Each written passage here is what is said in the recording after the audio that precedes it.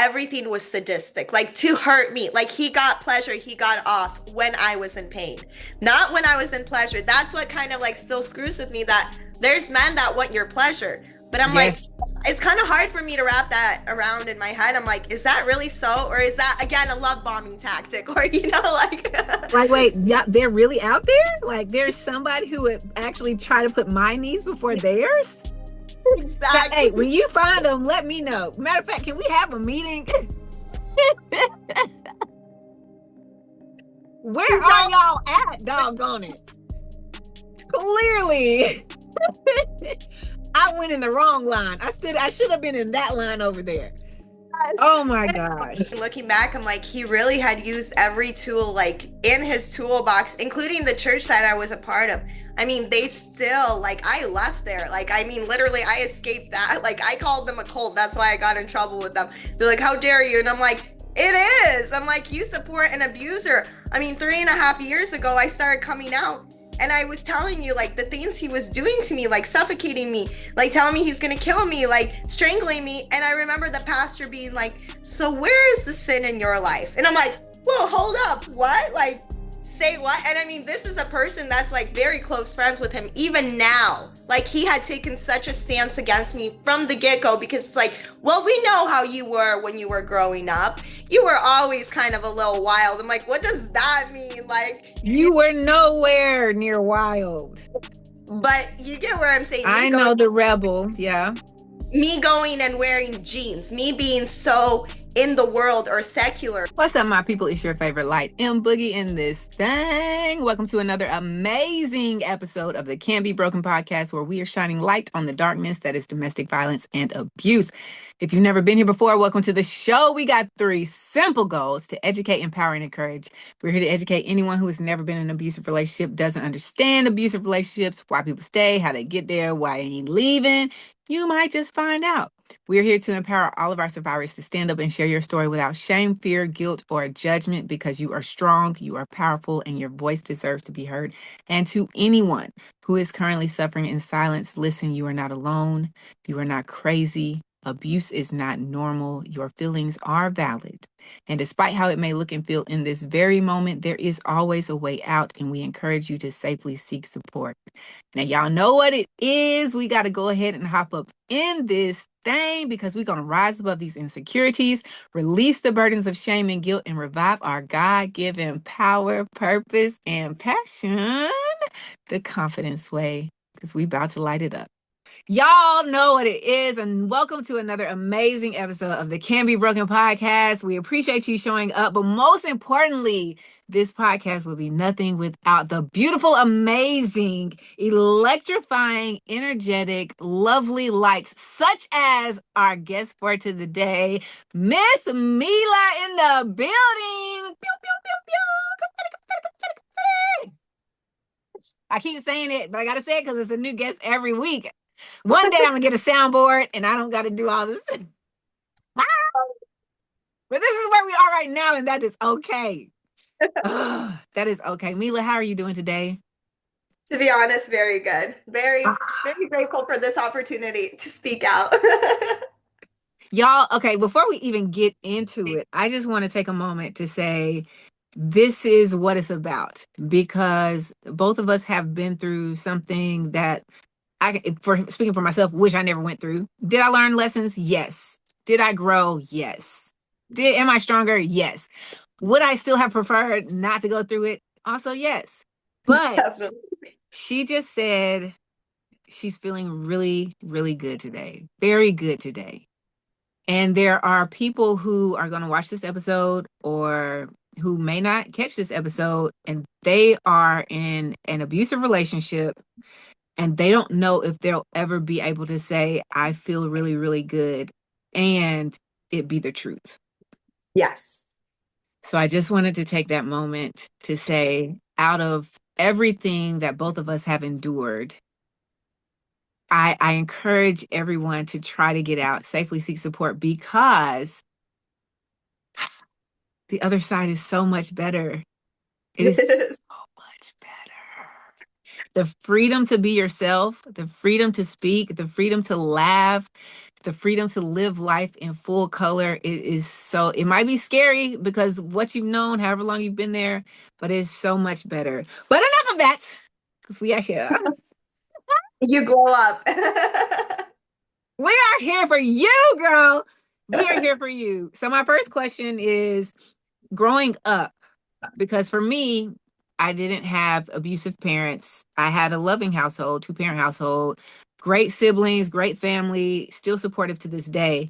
But growing up, did you witness or experience anything in your younger years, either inside the home or inside the family or in the neighborhood or at school or anything like that prior to getting into any type of abusive relationships? To be honest, no, I was very sheltered. I grew up in a very religious society. So a lot of the bullying that I encountered was actually from my peers or those in the church that I was a part of and that I have left. So it was very big for me that things that I tolerated as a child, I kind of tolerated in my relationship. I was like, oh my gosh, like now is my time to stand up. Okay, I was not expecting us to start here. Sorry, So we can many be people, lighthearted. so many people have been so church hurt. And it sucks because, like, I believe in God, I believe in Jesus. And Amen. it sucks because church can be so religious that it loses the true character and nature of who God called us to be and what he called us to do. Yes, You didn't exactly. say you were bullied at school. No, it was more in the church circle. Like, honestly, they made me who I am now because I have a tough skin. And it was a lot of times that were girls my own, like age or caliber or even older, where I was like, is this supposed to be the norm? But like, I mean, then I'd have friends at school. I mean, they're even everything I encountered in school, I mean, it was not to that level where I was like, wow, this is like accepted. Like people do this. And my parents always were like, you got this. They try to help me stand on my own 2 feet, but they weren't, they didn't witness a lot of the things that went on. And I kind of protected them from it too, just like in my relationship. You didn't tell them Yes. because you were thinking about how the decisions that they would have to make based off of what you were. This is wild. Yes. And I mean, growing up, I was taught more, like pray and obey, forgive, all that good stuff. And like, I mean, it was that kind of society where it's like, I consider it more like Russian Amish, even though like we could do all the things. But I mean, we were isolated. Like, we Mm-hmm. definitely were, we could fraternize as in saying hi to the outside society or whatnot. But it was like not to have like close relationships, not to have friendships. But my parents were the only ones in that society that let me go to like public school. They let me experience all that because everybody else had a certain like Mennonite church school they went to. And I Mm-hmm. mean, it influenced a lot of how they bullied, how they did things because it was always like one person starts and everybody else just kind of follows. Generational church hurt. I've Generational. forgiven them, but I have not forgotten. Let me just tell you, my memory is. Yeah. Like, okay, so let's sit here for a second. When you say bullying, and I know that it sounds like it's mostly from the girls. Like, what was it like? Paint a picture for us. I mean, even inappropriate, like touching, like inappropriate, like just to the point where I was even like, this cannot be the normal. And like, I would tell friends at school, I'm like, is this normal? And then they would tell me, I'm like, okay, I'll keep away from this. And I would try to, it's like they would kind of like seek you out, in your weak spots. And I'm just like in my mind, I was like, I never want to cause that hurt to anybody. And that was my big thing. Like I kind of became a rebel in the, I called it the church cult. I was like, if everybody accepts this kind of behavior, it's a cult, because you're supposed to share joy, divide the sorrows, and like that's not what it is. And it was confirmed to me when I came out about the abuse to the church elders. Like they literally supported, they said, A, everybody beats their wives. B, that I was probably mentally crazy and incompetent, just not a good wife. I need to pray, have more faith, obey. I mean, it to this day kind of like really did a number on me. The elders at the church admit that they beat their wives. Yeah, they're like, this is a norm type, like, everybody does this. I'm like, no, they don't. Like, if like I remember those stories, like if everybody's gonna go jump off the bridge, are you gonna follow? It's like, no, you're not. But here it's like, oh, like this is not a big concern. But I heard you don't cook for your husband. And I'm like, I do cook for him. I just made him sushi. I do Mexican food, but you don't cook him cultural. Or, like they find a problem with anything that you said. Was that conversation a conversation that they had specifically with you, or was that an Yes. example? So they're all up in your marriage. Oh, I mean, to the point where, they were telling him everything I had told them in confidence. So, what do you think happens after that? You get abused. Stop. Oh my No. gosh. We haven't even gotten started. Why do you think it's my time to speak up? I'm like, I'm done. So done. I've seen what they said about me. They're like, she's mentally ill. She has this. Her husband should get the kids because of all these things. And I'm like, why? Because I spoke out about the abuse. Like, you're labeled as crazy. Like, that's insane to me. You went to, okay. Dang it. Okay, so you start off as a young girl in this church, and you're Yes. being basically molested by other young girls, and you're Yes. being bullied by these girls. But you stay in the church, you grow up in the church, and eventually you get married, and y'all are still a part of the church. Do you marry somebody from that church? No, but it was from like, so you have like kind of similar Mm-hmm. churches throughout America that are like of the same like religious values or whatnot. So I Yeah. had married somebody from the Midwest actually. But again, Okay. it was something that was arranged by girls that were my bullies and all this that I had, in a way that I was always like telling them, I'm like, this is not what I want. At first, that girl was wanting me to end up with a guy that was 15 years older than me. I had, been very clear that that's not, and I was 16 years old when those propositions started. So by 18, I had met who is now my ex-husband. And it was kind of very quick type of thing where it was like, you need to get married. And this is from girls that are like, you need to get married. You have no experience. They knew I was a virgin. I was saving myself. It's all about purity culture. You save yourself for marriage. You do all this.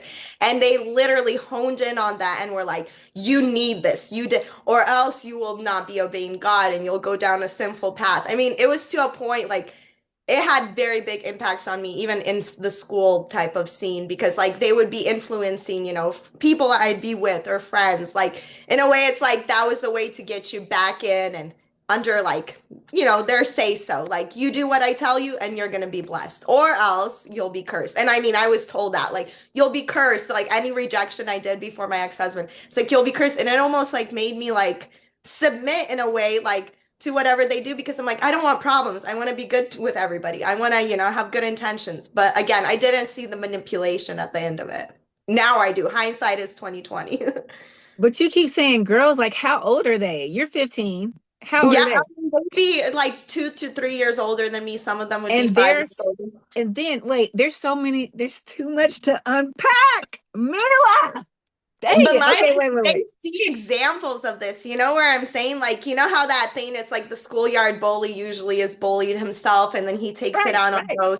So I was always a small petite girl, very like, out of everybody I grew up, they were big girls. Like, Hmm. tall, this, and like, I had no problem, but I remember like hating my own body because they were like, nobody's gonna want you. You're too skinny, you're too petite, you're too Wow. this. I'm like, oh my gosh, why am I so ruined? Oh my But then it's a lie. gosh. It's a lie. It's manipulation. From the church. And then you said so you had an arranged marriage? I I thought it was of my own free will until I realized that, it was to a point where the girls were like, this is what you should be doing. And it wasn't by my parents. It would be one thing if it was arranged by my parents. I feel like they'd have better taste or they'd make vet it better. But I'm like, wow, like this was like such a thing that like I fell for it hook, line, and sinker. And I admit that because I was like, I was very naive, very trusting, I mean, you're very forgiving. 15. Yeah, and once I'm 18 already, it's like you need to get married. I had just graduated high school and I was already planning my wedding. Like it was kind of crazy to me. Okay, where are your parents' mindsets in all of this? Like, so you didn't tell them that you were being bullied, but you turn 18 and you're just like, hey, mom, by the way, I think I'm ready to get married. Like, how does that conversation go? Well, it's almost like that thing. Like, I remember my dad telling me, he was the one who was like, I was gonna be in a wedding party, and he was like, don't go there. Like, and it was to go to like the Midwest where my ex was from.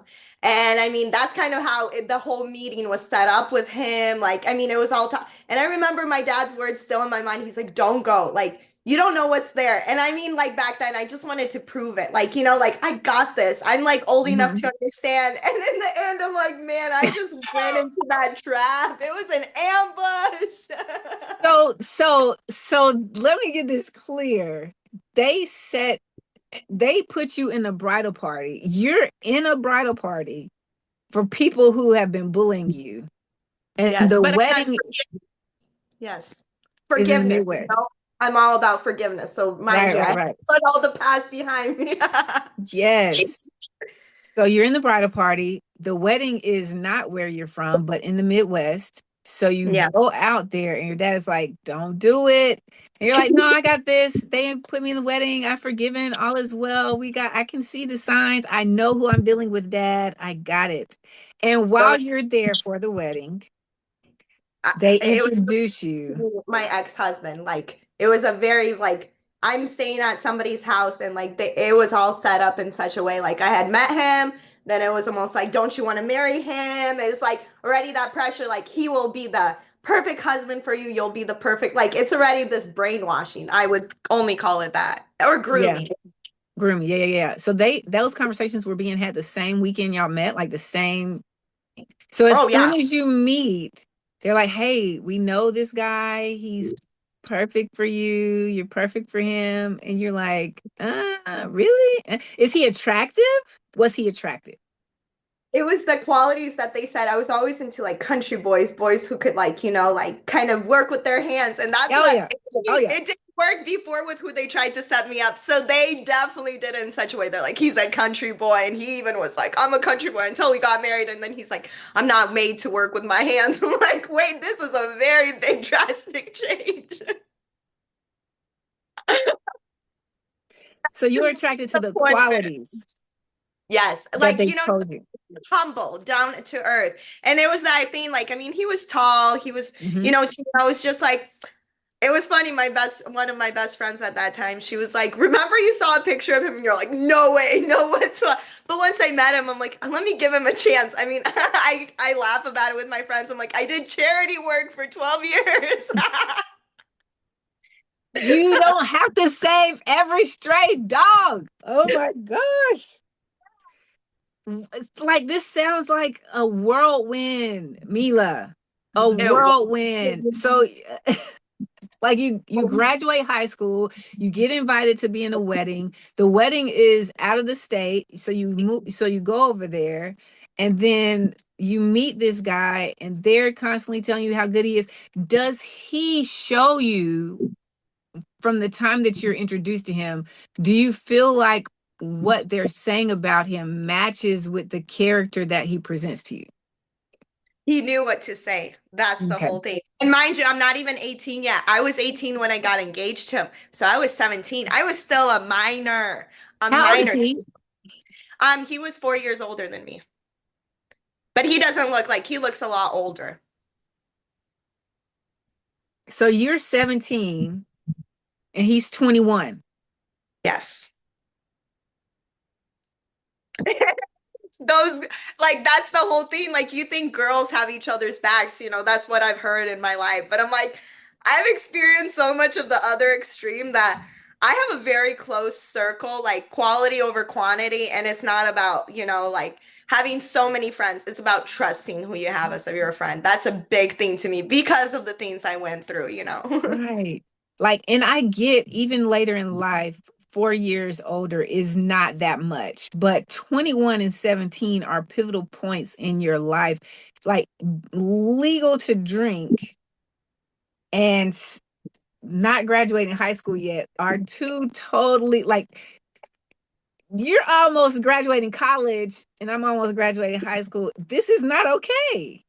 Yeah, I mean, looking back, I was like, I'm still a minor. I'm not even 18 yet. Like, you know what I'm saying? Like, I was kind of surprised to myself, like how quickly that kind of, it's that thing like when you put pressure on some peer pressure, but Hmm. it's almost that thing where you're like, it's a religious type of thing where you're told like, trust people. If believe in God and you're praying and you're doing this, but people abuse that. They're Pharisees, they have Yes. the perfect image, but inside they're dead and they want you to be just as worse off as them. Yeah. He's 21. Why would I? Now I'm like, I would not want my daughters in that kind of situation. Like, no way. Like Right. my daughters are the one who's like, I don't want to get married. I want to go and like go to college, like get a good career. And then maybe later on, if I love somebody and they're good to me, I'm like, that's how I want them. That's it, baby girl. Ignore these little jokers out here. Okay. Okay. God. Okay. So y'all meet. He's 21 years. What are you thinking about his age when you meet? Can you remember? Well, I remember like always kind of being told like older than you, they're wiser, they're this. And it's about like being told by this girl like who had arranged all this that's like, "Oh, it's better. He understands more things. You don't know a lot. You need experience." And now I'm just like, "Wait, if I have no experience, does that mean he has prior experience that he can teach me?" Like, "Wait, I thought we were both waiting." Now I'm like looking back and I see a whole different scenario. I'm like, "Man, they really like they all kind of thought this out, and I'm just like, oh, I'm just living my life. Oh, look at Yeah. this perfect coincidence." I'm still hung up on 21 because I'm putting myself back into how my mindset was as a high schooler, how my body was as a high schooler. And I can't imagine Yes. being a 17-year-old and a college boy. Like I can't would I be attracted to a college boy? Sure, yes, because y'all are like turning into grown men, physical features and all of these things that high schoolers don't necessarily have. But even when I was working, even when I was working, I was around guys who were probably college age, but I just can't imagine them actually trying to talk.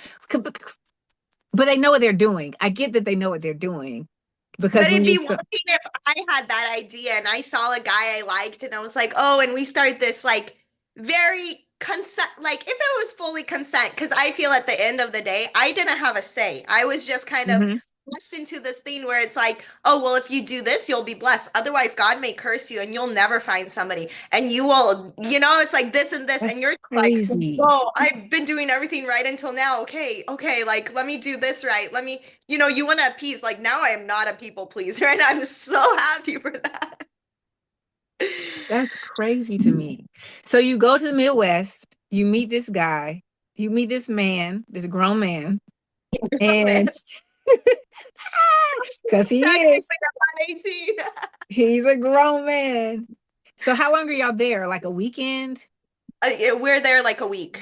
I had flown in earlier to help with everything, kind of. Okay. And now I see, I'm like, there is a reason that it was all. And I mean, in the end of it, it was almost like everything that I had, like, kind of anticipated or like because I had been there, like was flown in. I paid my own, like for my dress, for this, for that, for the ticket. And I mean, at the end of the day, they were like, well, you were supposed to be the maid of honor, but you're gonna be like the fourth bridesmaid. I was like, whoa, I did not sign up for that. I did not invest. And I mean, I remember just kind of giving them an ultimatum. I'm like, you don't do what you said, I'm flying back home tonight. And I'm like, that was the only time I stood up for myself. I'm Stood up like, for I'm yourself. gonna continue doing that. To be the maid of honor Yes. for a bully. Well, what I realized, I was like more and more, it's like sometimes people are like, peer pressure. So that Mhm. girl that I was at her wedding, I would consider us more friends, but it was her older Okay. sister who was the one who had this idea. She was like, Yeah. You need to come out of your shell, Mila, you're this, you're that. And I'm like, okay, like I'll do it. And I mean, I had no problems with them. So like being in that situation where I'm almost at their mercy, I felt like, because I'm like, Mhm. okay, if I don't do this, like the treatment they give you, like almost like a shunning. Like, well, if you don't Mhm. operate by the rules, you know what's going to happen. Right. So you're out there, you hang out for a week, getting to know each other. He's showing you the side of him that he's supposed to show you. You fly Yeah. back home. Do you tell your parents when you get back home, Mom and Dad, by the way, I met this guy while we were out there? I did, but I was very like hesitant about it because I felt like my dad would be like, and now I see for good reason.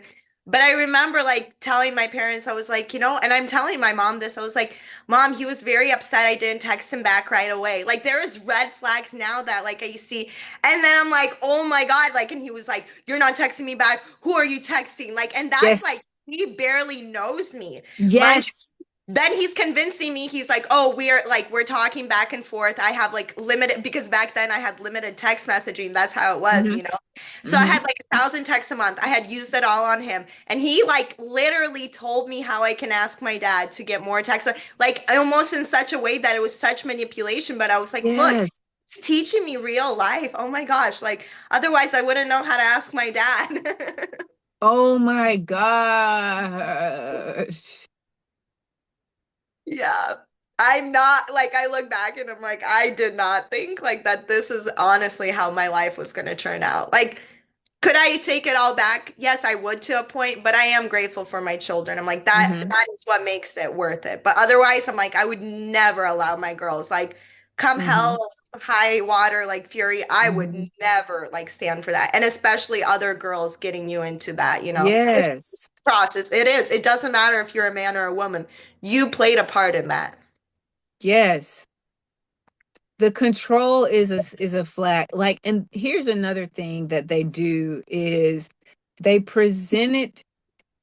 There's two ways. One is the being upset because you're not getting back to me in a time that I think you should get back to me, which is a flag, but sometimes you don't see it as a flag. Sometimes you see it as they care, or you see it as, well, maybe he just had a bad day, whatever excuse we make up for them. Then the other side is they present it to you like, well, I was just worried about you, where are you? I remember when I was dating homeboy over here, I had I had plans to go with my dad and my brother to a basketball game, and for some reason homeboy thought that I was going to the meet him at the park. And so I get off of work and we call, we talk, we FaceTime. I'm telling him, looking forward to see you later or see you later or whatever. Not today, because I'd already told you what my plans were. So we go to the arena, me, my dad, and my brother, and he's called and he's called and he's called. And I don't have a lot of service in the arena. So I'm missing phone calls and text messages, but I get them when I get out. I was so worried about you. Where are you? Why aren't you here? I'm here. I'm at the park. All of these things. And I like in my brain, I'm like, oh, look what I made a mistake. Clearly it was my miscommunication that you showed up there. I'm so sorry that you were so worried. I didn't mean to have you worried. I'm safe. I'm fine. Look, somebody cares about my safety. Bull job. Oh No, my, Harpo yeah, just wants to control you. it's textbook. Like they read the same book of like how to do it. And then to such a point that you're blaming yourself. You're like, and you're apologizing. And you're just like, how can I make it up to you? When Oh at the my gosh. yes, I got it. Huh? She's on the That is line. it. How can I make this up to you? Yep. Oh my gracious. So, it's so irritating that It there's so many of them out there like It is.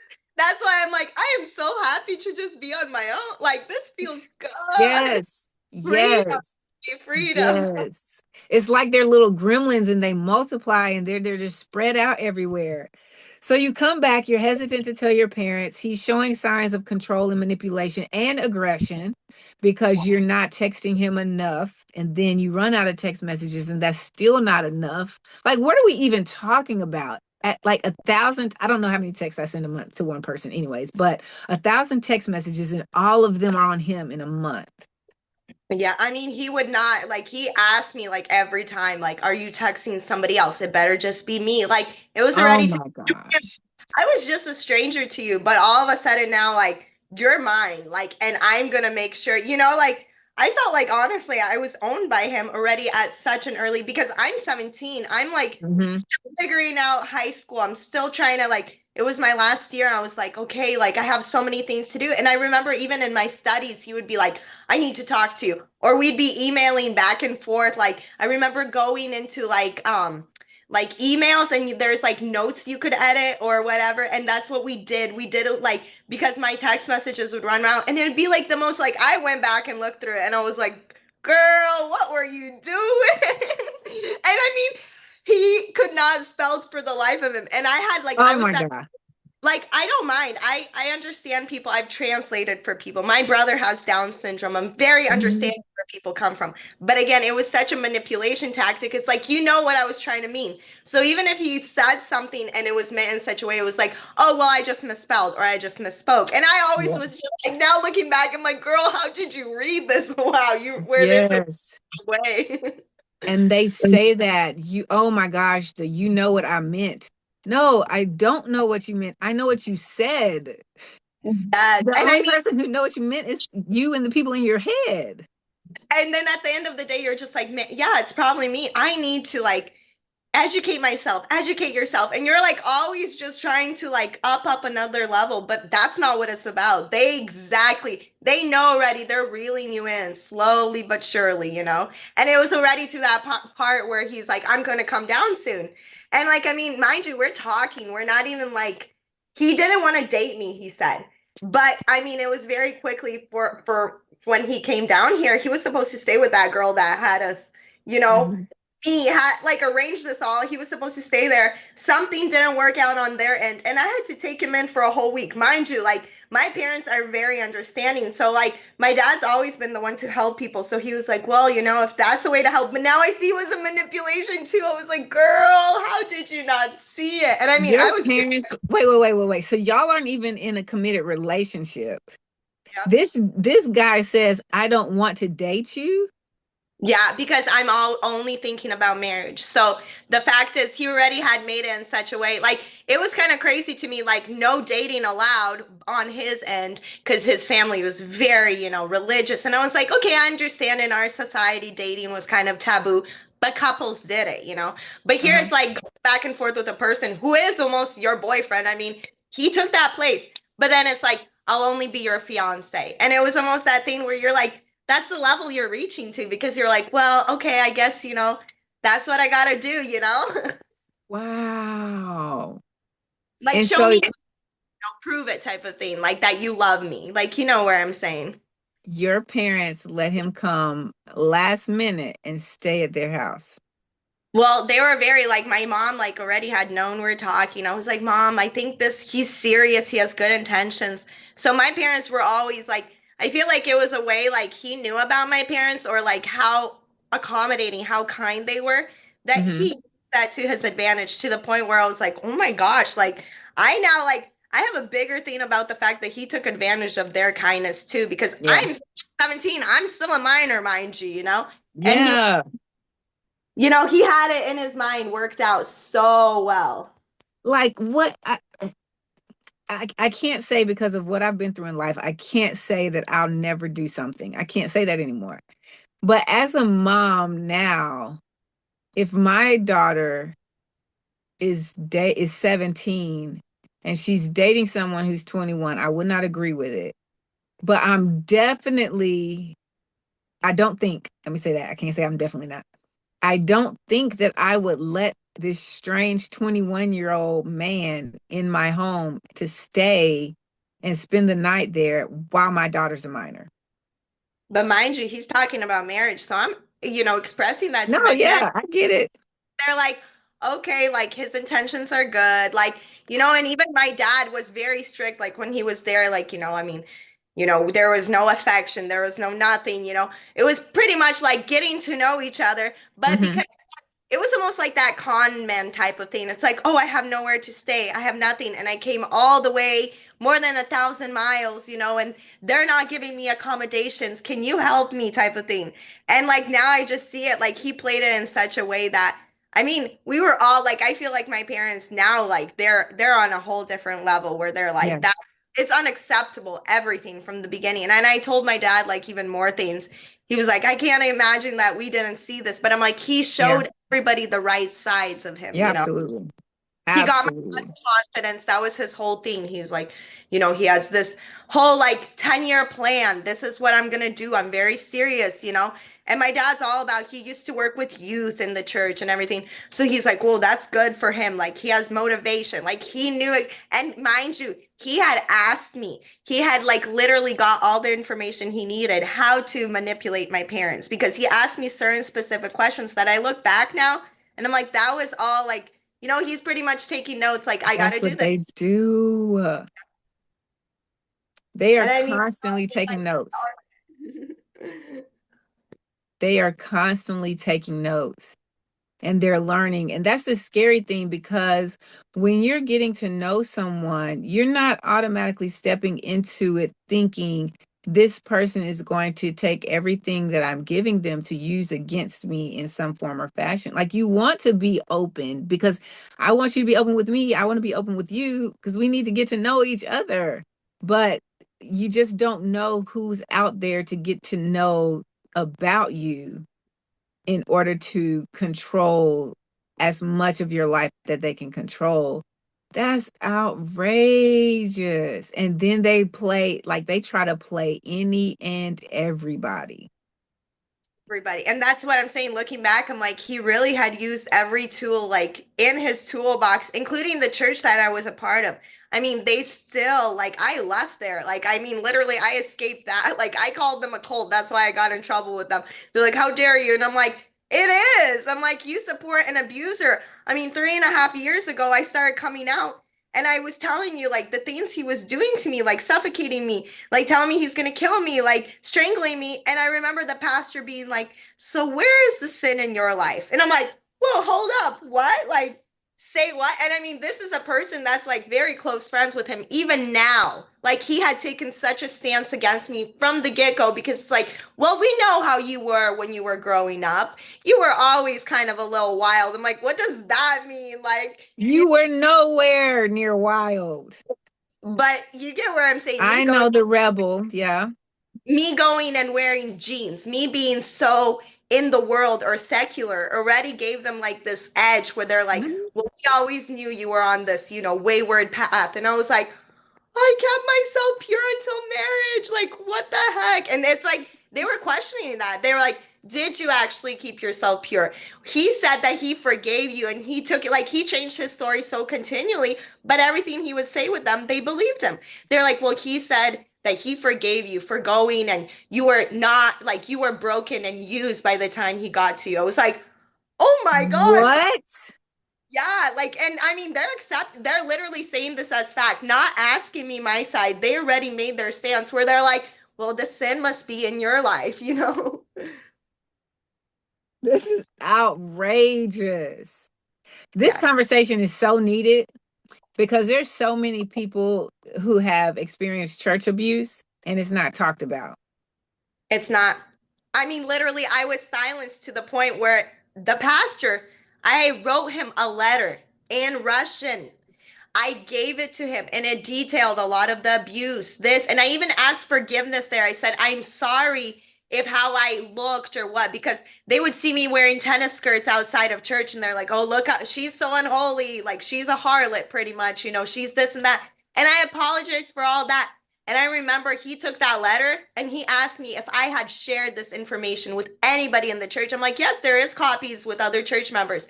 But he literally took that, hid that from the rest of the congregation, gave it to my ex to use against me. Again, what he had done from the get go when I came to him, that every information I gave to him, he would tell him and be like, maybe you should see, maybe she's having this and this issue. So she must need the leadership from you. It's like, oh, I need to be abused more because once you air out dirty laundry, and my ex was very big on that. I mean, every person with common sense knows what happens, like you're a snitch, and you're gonna pay for that. And I mean, I did. I took it like next level where I was like, I can get through the suffering. It's gonna matter if I say it like this, if I say it like this. And they'd just be like, you're crazy. You're mentally unstable then. You're not forgiving. You don't have enough faith. If you had enough faith, it wouldn't be happening to you. It was a constant cycle of it was abuse, I felt like by the elders. Absolutely.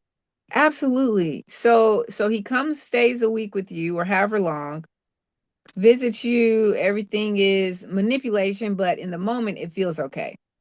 Yeah, it feels like he actually cares, like he cares to come to know me, come to know my family, see my roots. Like he didn't make fun of me for being country because that was something I grew up with the church. Like they'd be like, "You're just a simple country girl. Like you're almost a country Mhm. bumpkin."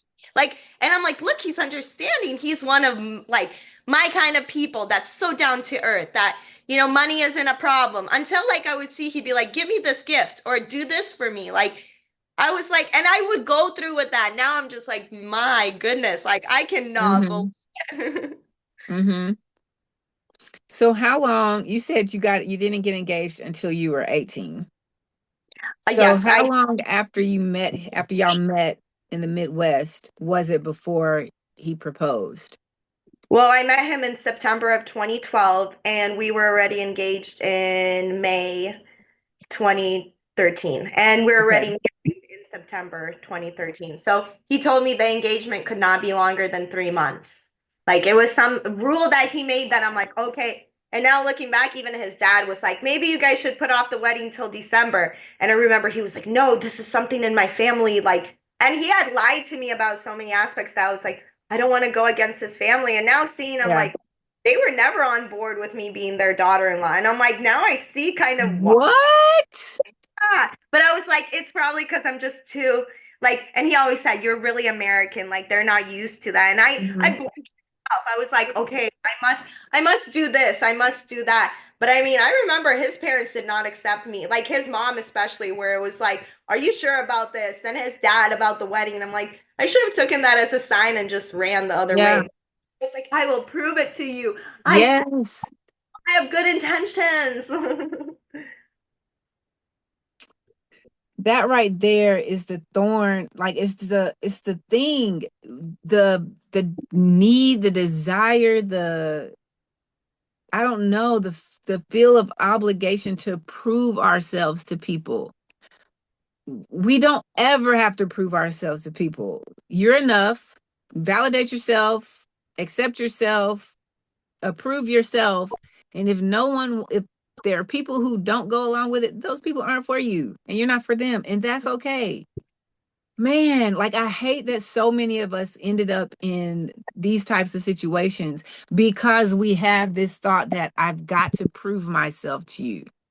Yes. And it's almost like I have to prove I don't have bad intentions. Like, I don't mean anything ill. Like, it's almost like you're blaming. Like, even then, I blame myself. I'm like, well, I don't speak Russian like as well as they did. Like, so it's again, I had an American accent when I spoke Russian. It was like broken Russian in a way. Like, Mhm. told me they're like you need to like brush up on your Russian. I remember when I got married, I was not allowed to speak English. I could only speak Russian in the family, this and that. And it was like you need to dress more conservatively. I mean, at a point I had a headscarf. I mean, I was becoming Muslim almost, and that was Yeah. my religion. But I was just trying to do right. I was like, let me show you how good of a daughter-in-law I can be. Yeah. Like I wanted a good mother-in-law that had my back. Like now I see, I'm just like, and I told my son this. I was like, I will be the one that has your wife's back. Like she comes to me and she tells me, I will make sure I figure it out because like there is no way. But I would go to her about some of the abuse and she Hmm. almost shut it down and then shared with him that I had told her this and that. And I'm like, wow, that's very similar to what the church elders have done to me. Like I'm Yes. surprised at that point, but it was kind of I had held out hope to so long. It was like somebody will care. But no, nobody did. God. So y'all meet and y'all get married within a year. But during that time from September to September, had you seen in the moment, because of course now looking back you can see all the manipulation plays, but during that time do you feel like you had seen any glimpse of abuse or physical abuse from him, or did it all start happening after y'all got married and moved in together? It to be honest, it was a love bombing stage. It was very like he was like I could sense almost like I remember once giving him a hug and that was taboo. So we would do it like he would know how to hide things from my parents even. So he's like, your mom's not here, you can give me a hug or you can do this. And for me, that was such a big thing, holding somebody's hand or giving them a hug. Mhm. And I remember like he's hugging me and I'm looking up at him and I'm like, I feel like there's like this feels too good to be true, but at the end of the day, like it's going to be horrible, but I think it's just my own fear letting like get the best of me. Like, and I told my mom that thought. I was like, Mom, like I remember feeling that in the pit of my stomach, and like that should have been my red flag to run. And we were Yeah. already engaged at that moment.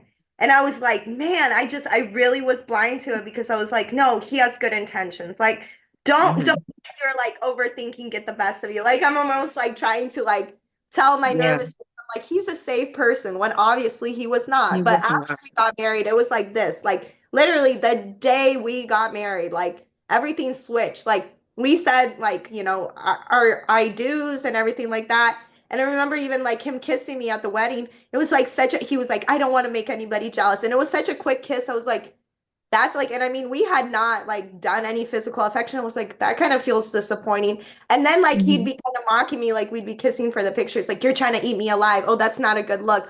Oh, you need to kind of have boundaries. Like he's already kind of, but then once we're in private, he's like, you need to do this and that. And I'm like, this is a very huge contrast. Like I'm not, it's almost like you're caught in this like roller coaster. You're like, whoa, what am I doing? Oh Mhm. my gosh. I need to chill. I'm probably just nervous. I'm this, I'm that. Yeah, it really did a number on me. That's wild. So y'all go from no physical. Let me say this before we move on. Our bodies know better than we do. And a lot of times, because a lot of women are overthinkers, we ignore signs that our body is telling us not to ignore, and we put it on, we label it with, oh, well, maybe I'm just overthinking. But you felt it in just hugging and looking up at him. I would imagine I would want to feel safe. I would want to feel happy. I would want to feel, oh my gosh, this is going to be amazing. But you felt that this is too good to be true. Something's not right. And you told your mom. And almost like a feeling of dread. Like I almost like when you have these things, like it's almost like a daydream, but daydreams Yeah. are like you see somebody and you're like, I picture my life, but it's almost like I pictured like that in the end of it, that it would be like so chaotic and just Yeah. this. And I'm like, oh look, my nerves are getting the best of me. I Hmm. can't even imagine how good this will be. Like you're already downplaying, but I felt that, and like to this day, I'm like, I'm not gonna gaslight myself into being like that's not what it was because it was like my body Yeah. was shaking a sign. But again, I was like, oh girl, you just haven't, you've been Yeah. pure all the time. You're just a virgin. You just don't understand. That's how your You don't body's get it. reacting because you're wanting him too much, like oh god. Wow. The feeling to say dread, like we just have to not ignore these feelings. And we have to not be afraid of the turmoil that the decision will make in the moment. Because Yes. what happens is we allow ourselves to stay in situations one we were never meant to be in, and definitely longer than we should be, because now we have this guilt about us, or this fear of something that would be bigger later than if we would have at just listened to the moment. Like for me, I remember wanting to get out, wanting to be out, but then all I could think about, I don't want to be a single mom. I don't want to have to raise these kids on my own. I don't want this. I don't want that. Boo boo. You're here now doing all the things you didn't want to do. You could have avoided 3 years of this. Yeah. 3 years you could have avoided and just started the single parenthood thing in the beginning. Like just oh my gosh. Oh my gosh. So to anyone who's thinking that, especially if there are kids involved or if you've made a commitment, like even just the commitment of being engaged, there's this unspoken pressure to not call off the engagement. Yep. I mean, When girl, feel doubt, call it off. I wish call I it off. Just call it off. be like, sorry, it's just not working. I'm working on myself. Yes, I'm not ready for this. I thought I was ready. I'm not ready. I'm not going to be ready. Just put it on yourself. It's not you, it's me. This high honor. I give somebody else this pleasure. Oh my God, I wish I did that. Oh my gosh. So you get married, and then the day of the wedding, I can't even imagine. You don't experience anything in life, and then when you finally get a chance to experience it, this is what it is. Oh, let's say the disappointment that was, I think, worse than anything. Like the abuse was terrible, but the disappointment, Yes. like, I mean, Yeah. this whole thing like about like reading all I my favorite book was Anna and the Duke, and in it it's like, and he inched closer to her and like grazed her hands, and then they sat closer to each other and then held hands, or then, and I'm like, oh my gosh, that's steamy. And here I'm just like, Yes. he doesn't want to even like be around me. He doesn't want to like, why marry me in the first place if Right. I'm so like not your type or this or that. But again, Mhm. it was that manipulation. He was like, I Yeah. got you now. Yeah. Yes, and there's another tactic too. I'm glad you brought that up because I'm a romantic. I'm a hope. I call myself a hopeful romantic. I am the sappiest tree sappiness, you know? And I love all things, like I just love. I love the things that are supposed to go along with it. I love the grand gestures, like all the beautiful things, everything you just said. I love the subtle touches, the eye contact, like everything. I love it. And like we took this assessment when we were doing this marriage counseling thing, and we took this assessment, and my assessment says like I'm fairy tale, you know, and he's definitely not fairy tale. But then the manipulation comes into play, like fairy tales aren't real and all of these things, and it's not ever going to be like this. It's not ever going to be like this with you, but I have to believe that God created me this way. So clearly he created somebody out there who's going to match the me that I am and not try to change me into something that I'm not. Amen. Like 110%. Honestly, that's it right there. Because they make you think that, well, it'll never be. It can't be that because life is not a movie. Life is definitely a movie. It is Sometimes it's definitely. Sometimes it's horror, but it's definitely a movie. But I just want people to. I want our young girls, and I mean, and boys, guys too. I want us to understand that if this is the type of person you are, and it's a true wholehearted, like humble, great character, pure person, there is somebody out there that's going to match what it is you desire in a partner in life. agreed. Yep. There's somebody there, and if you're in this space where somebody is telling you that that's not going to be, that's they're not the person for you. Yep. Don't settle for less, because you're gonna, Don't. like, you'll have so much love to give and nowhere to pour it into. In a while you get drained, like just your meter goes down. You're just like, Yes, man, like I believe God had a bigger plan and this was not it. Like, it this will wasn't it. teach me I'm worthy of more. Now I'm just like, maybe I probably will never get married again. But if I do, it has to be in such a way that I am so sure, Hmm. like compromising on even one little point. Right. Like, what do we? Yes. I'm not lowering my standards anymore. I'm not accepting less than what I want Yes. because I feel like God gives you the desires of your heart when you're aligned with God and you have the relationship with God. The desires of your heart become the type of desires He wants you to desire. Yep. And I believe that He created us to be in part. He clearly created us to be in partnership and community. That's how it all started. So I just can't imagine that there's not somebody out there for me, you know, or somebody out there for you, the way that you are, and or who you grow into be with the core values of who you are. So to whoever's like, just don't settle, because you settle in the beginning phase of getting to know somebody, they're going to take advantage of that every step of the way. They will. You give them an inch, they take a whole mile. Like it's Every so. step of the way.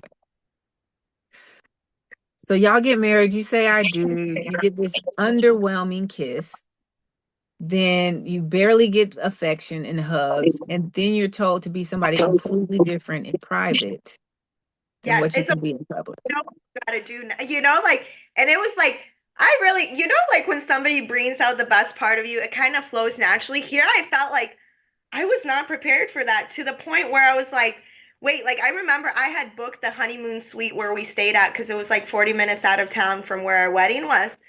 And I remember like he was very insistent on me buying his rings, booking the wedding suite, this.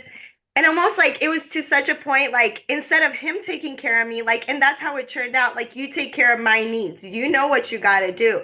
And it was like, I told my mom, I was like, now, like looking back, I was like, Mom, my first wedding night, I mean, I've given birth 4 times.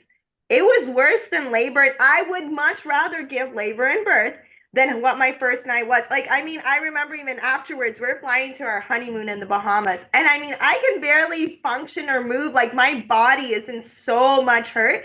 And I was like, this cannot be it. Like, to this level, like, I am very, honestly, I'm very scared to experience that dynamic again where I feel trapped. Like maybe I did something wrong. It's probably my inexperience. It's probably because I was a virgin. It was probably because this.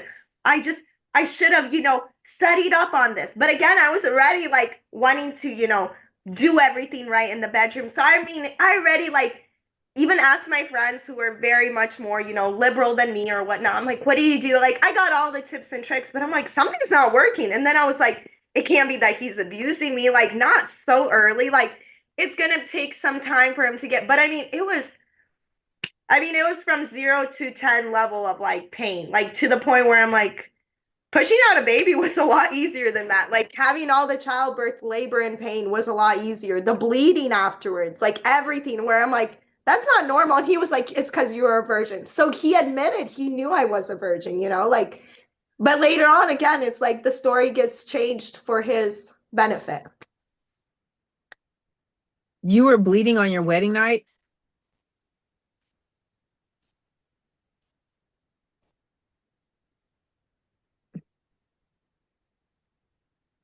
The thing that disturbs me about men who are religious but not okay. So this was a revelation that I had this year.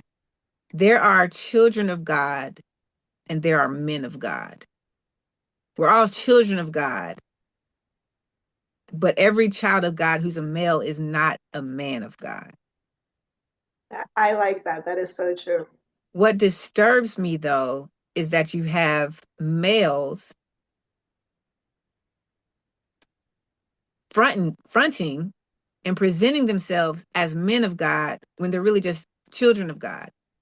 And what I mean by that is they're pompous, they're proud, they act like they're this one person, all because of what they want the world to see them as, knowing that that's not who they really are. And then they get behind closed doors and they show you the child that they really are. In I It disturbs me because there's so many child males of God that just concern themselves with their needs as if sex isn't supposed to be enjoyable for both of us. I'm your Yeah, wife, you're my husband. I should enjoy this too. exactly. Like this should be mutual benefit. Yeah, I want to look back and say that I enjoyed making this child.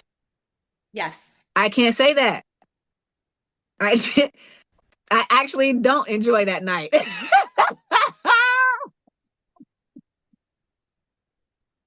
I actually wished that night didn't happen. But now we have our beautiful babies. And so it's just if like for me, and I can tell just from what you've said so far is the same for you. It's like they have the audacity to believe that they can control you, they can manipulate you, they can treat you less than, they can tell you you're not good enough, they can tell you that you're not attractive, they can tell you that you need to fix this about yourself and do things this way and this thing. They can tell you all these things. Why would I be? Here's what I heard. Like, I'm not going to be affectionate to you because I'm not attracted to you. Like, I don't want to have sex with you because I'm not attracted to you, but here we are. I got to do it anyways, or it's going to be my problem, not yours. Yes, yes, yes. Exactly so. Like even talking about Oh, it, like makes me like feel like I have a frog in my throat. It's almost like, you feel like you're almost like a little part of you is so back there. And you're just like, is this the rest of my life? Like I remember oh my gosh. like almost dissociating from the get-go. Like you're supposed to be in the moment. And I'm just so dissociating. I'm like, It's just your body's there and your brain is like, what's happening here? yeah, and you're trying to find a solution. You're like, what am I doing wrong? I probably didn't prepare beforehand. I probably should have done this. I probably should have done that. And like somebody telling you, well, because you don't have a lot of experience, this is how it is. I mean, that's a grooming tactic too. Yes. Like, even though I was 18, he had known me before. He knew my values. He knew Hmm. where I stood at. He knew I waited for a husband. And Hmm. he had taken such advantage where he's like, what are you going to do now? Like, you're used now. You're no good. Like, I mean, and that's in the society we grow up. It's like, well, you're broken now.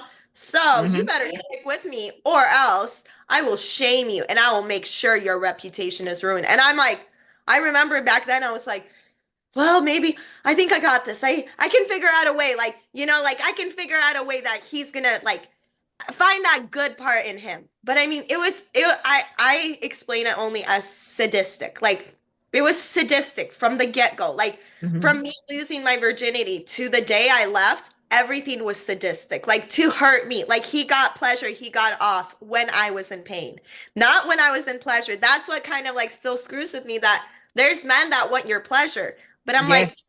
it's kind of hard for me to wrap that around in my head. I'm like, is that really so? Or is that, again, a love bombing tactic? Or, like, Like, wait, yeah, they're really out there? Like, there's somebody who would actually try to put my needs before theirs? Hey, exactly. when you find them, let me know. Matter of fact, can we have a meeting? Where You are don't, y'all at, doggone it? Clearly, I went in the wrong line. I should have been in that line over there. yes. Oh my And gosh.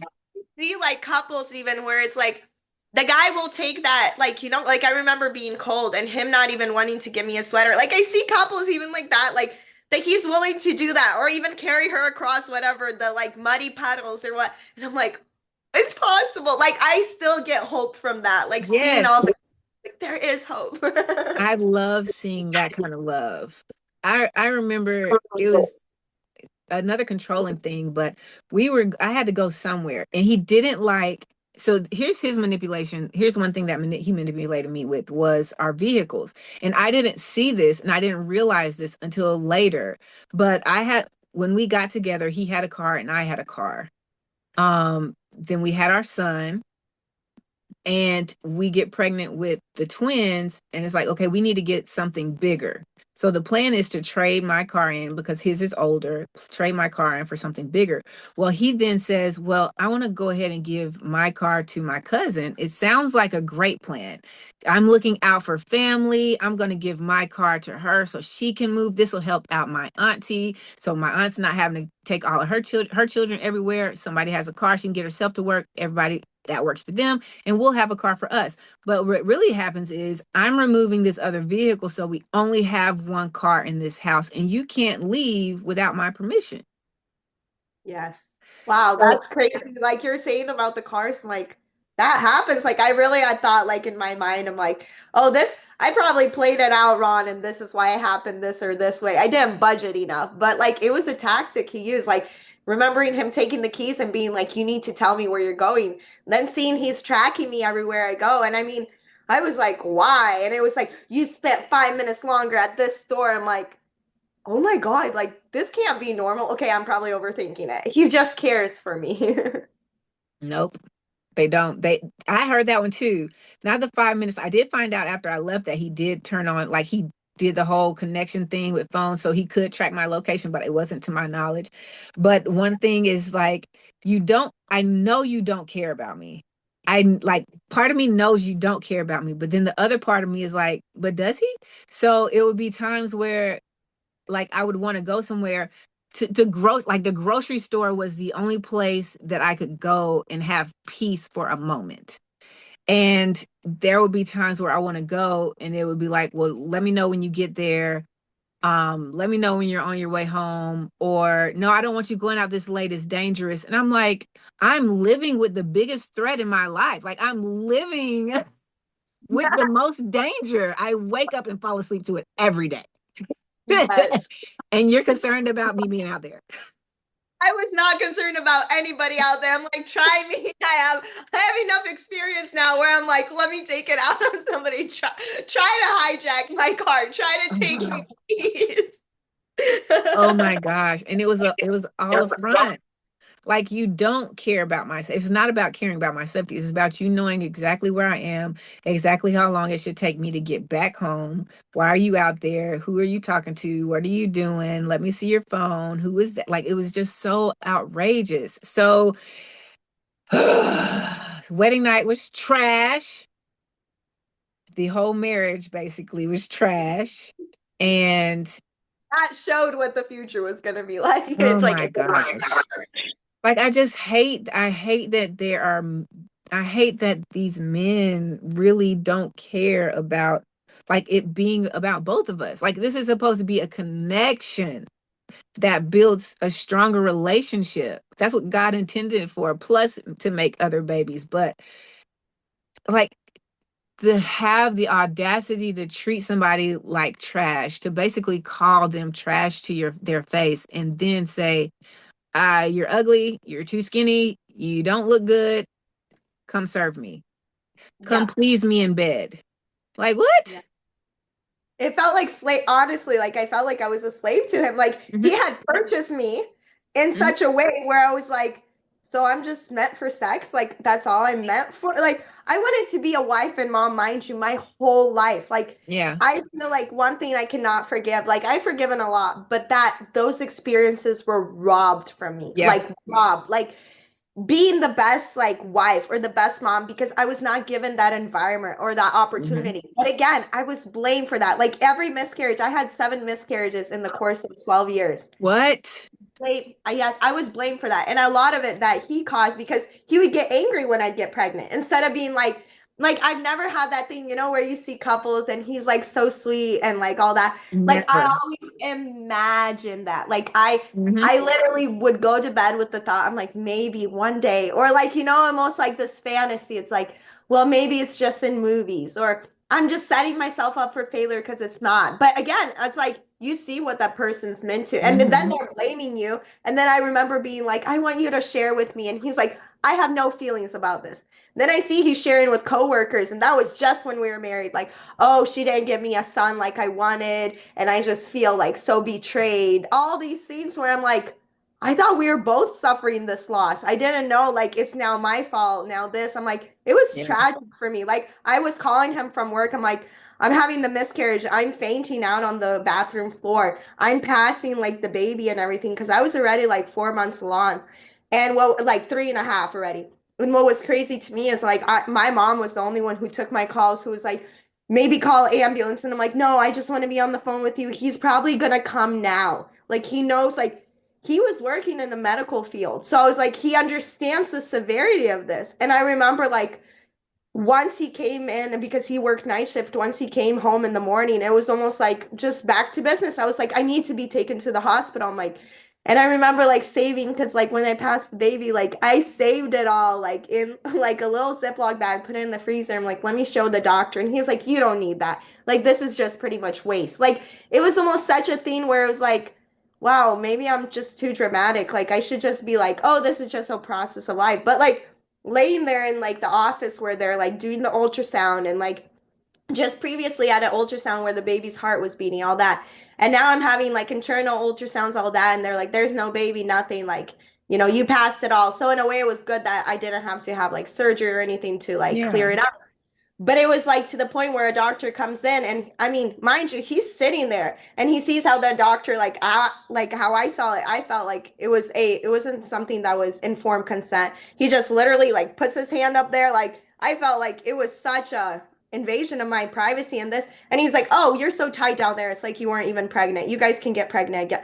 Like it really, that screwed with me to this day. Like I feel like that really took a piece of who I was, because having somebody you love and that you trust and is just sitting there like I can't do anything, they're medical professionals. I'm like, aren't you going to advocate for me? And I already can't advocate for myself because I'm already like feeling like I'm doing something wrong. Like, I'm going through this like process, and I'm like, I'm screwing up some way. I'm not a good woman. I'm not a good wife. I'm this. I'm like, I'm not even a good mother now, because I really had I like once the baby, like I knew I was pregnant, once the ultrasounds, everything, I was like, I'm gonna be a mom. Like I was so ecstatic. And it was like taken from me, and it was almost like, well, what? Like, why are you even overthinking this? And I remember like just, it was a daze for me. Like I disassociated then too. And then I'm like, why am I surprised if from the first night nothing mattered? Like my pain, nothing mattered. And it was almost like a pleasure for him. He was like, well, that's real life right there, you know? That's wild. So when you went to the hospital, the doctor who checked you, he wasn't your normal OBGYN. No. He didn't come in and say, "Okay, I'm about to check you. I've got to do Like this."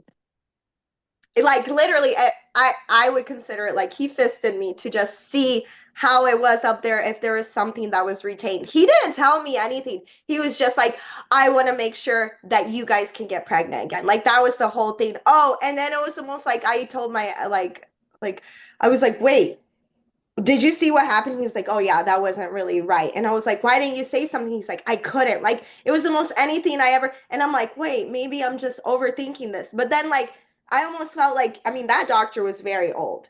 And I'm like, Hmm. maybe, that's just the way they do things. But I'm like, I didn't feel like I felt like Yeah, violated. And violated in the space that I already came like to grieve or like verify that everything was past. I yeah, knew I was fainting out on the bathroom floor. I had to like explain everything. And they both were just like, yeah, well, that's what happens with a miscarriage. Like, you're lucky you didn't retain anything. And that was it. It was almost like, oh, I should consider myself blessed. But I lost the baby. Like for yeah. me, it was a huge thing. 7 miscarriages. I can't even begin to imagine how numb and I mean, like you said, you disassociated a lot, but how much of literally just feeling like a host you felt. Like you're a host for the babies, you're a host for the babies that didn't make it, and you're a host for the husband that you're married to. And no one is giving you the affection that you need to keep going. But you're constantly pouring of yourself emotionally, physically, mentally, nurturing once you do have the babies. Like it's just and I that was feel your like first, was that your first pregnancy? The first that. miscarriage? Yes. And then after that, it was my oldest son that I got pregnant with. And I mean, I remember like praying like all throughout. I was so worried. I was like, like this is going to be my rainbow baby. And I mean, delivering him. And I mean, I remember even in the delivery room, my ex was no support. He was on his phone, he was doing his thing, like, oh, you know what to do. And that's when I kind of like solidified in my mind. And I remember a nurse telling me, she was like, are you okay? And like I had so many medical professionals that were asking me from that first birth, like, does he abuse you this? And I'm like, and I remember he had already told me, he's like, they're gonna ask you this, and this is how you answer, or else, like it was a little some like, well, yeah, everything's good. And like they kept coming again and this. And I remember he was like very agitated. He's like, if you tell them something, like I could be at risk of like losing my job, doing this, doing that. And I was like, oh, so you're protecting yourself. But back then I was Hmm. like, I just want to be a mom. Let me focus on being a mom. Like, don't take that away from me. And I'm like, that's why I was so fiercely protective of my kids. And I am to this day. Like, Yeah. I was like, I'm doing everything like in my power back then to ensure that they grow up and that they are able to thrive. But I'm already Hmm. like having these odds. I'm like, if I can beat these odds, I can do anything else in life. And now it's like looking back at pictures back then, I was not okay. Like, you No. can see like within like 2 months of our marriage how quickly like that like progression went like down, like Yeah. losing weight, the way I looked, everything. And mind you, he had even told me, he was just like, well, you're not going to stay longer to me, like you're not going to stay married to me longer than a year. And it was almost like he knew how bad his abuse was, but I was Yeah. like, oh, let me prove it to you, I'm a good wife, Yep. Yep. Every time. Every time. As if they're actually deserving. Yes. So when you got pregnant, like when did the physical abuse happen? Clearly the sexual abuse happened the night of the wedding. But when did the physical abuse happen? Sexual was physical always with him. Like that was his thing. He always told me, he's like, you just don't understand that this is how it is. Like, like you're not kinky enough or you're not well versed enough. You probably need more experience. And like it was almost such a thing. I'm like, I'm not supposed to feel pain. I'm not supposed to feel this. And it was like he'd get angry at me, like, you're not doing it. Like, and I'd be like, okay, okay, I promise I'll like, and it was almost that thing where I'm like, what am I not doing right? Like, get with the program, girl. Like, you're supposed to be doing this. You're supposed to be like just like on top of your game. And I felt like every single time I'd be failing more and more. And then Mhm. like I realized it was premeditated, like everything, like just like murder. It's like if you do it like spontaneously or in a fit of rage, it's different than when if you have a tar played out, all the tools like Dexter and you're disassembling the body. Like it's viewed differently. Same thing here. I'm like, it was premeditated, like to break my will. That was his whole thing throughout our Yep. marriage. Breaking your Yep. will. I can't break your will. Yes. You're not a good victim. And I'm like, wait, so you know what you're doing to me? He told you I can break your will. You're not a good victim. Yes. He's Was like, he if ever you, married before? no, he wasn't. But I figured out he did have a lot of relationships before that. I mean, people he was with that were like, yeah, he was very much like controlling like this. He said, if you trust me and do what I say, everything will be good. But because you don't, this and this happens. Like, so it was almost like he had learned on all those things where it's like when he Hmm. got together with me, it was like, huh, I know how to do it. And he knew Exactly how, how to do it. he was like, you're very kind to people. And I mean, I to this day I'm just like I can't believe somebody honed in like so deep on that and was like I will take the best parts of you, you know. So he was hitting you when y'all were supposed to be having sex. Yes. That was part of the sexual escapade or you know like part of like the thing that I was supposed to understand but since I was a virgin. So like it was very easy for him to like convince me almost. I'm like I'm probably doing something wrong. Oh, okay, I'm not doing this right. Okay, I should be able to please him in this way and this is why it's happening to me. And then like you just disassociate. You're like I don't even know. Like you just kind of like and plus your body's struggling to keep up because it was something so foreign to me. Yeah, that's awful. So when he was so outside of the bedroom, when y'all weren't having sex, what outside of the manipulation, was there physical abuse outside of the physically sexual abuse?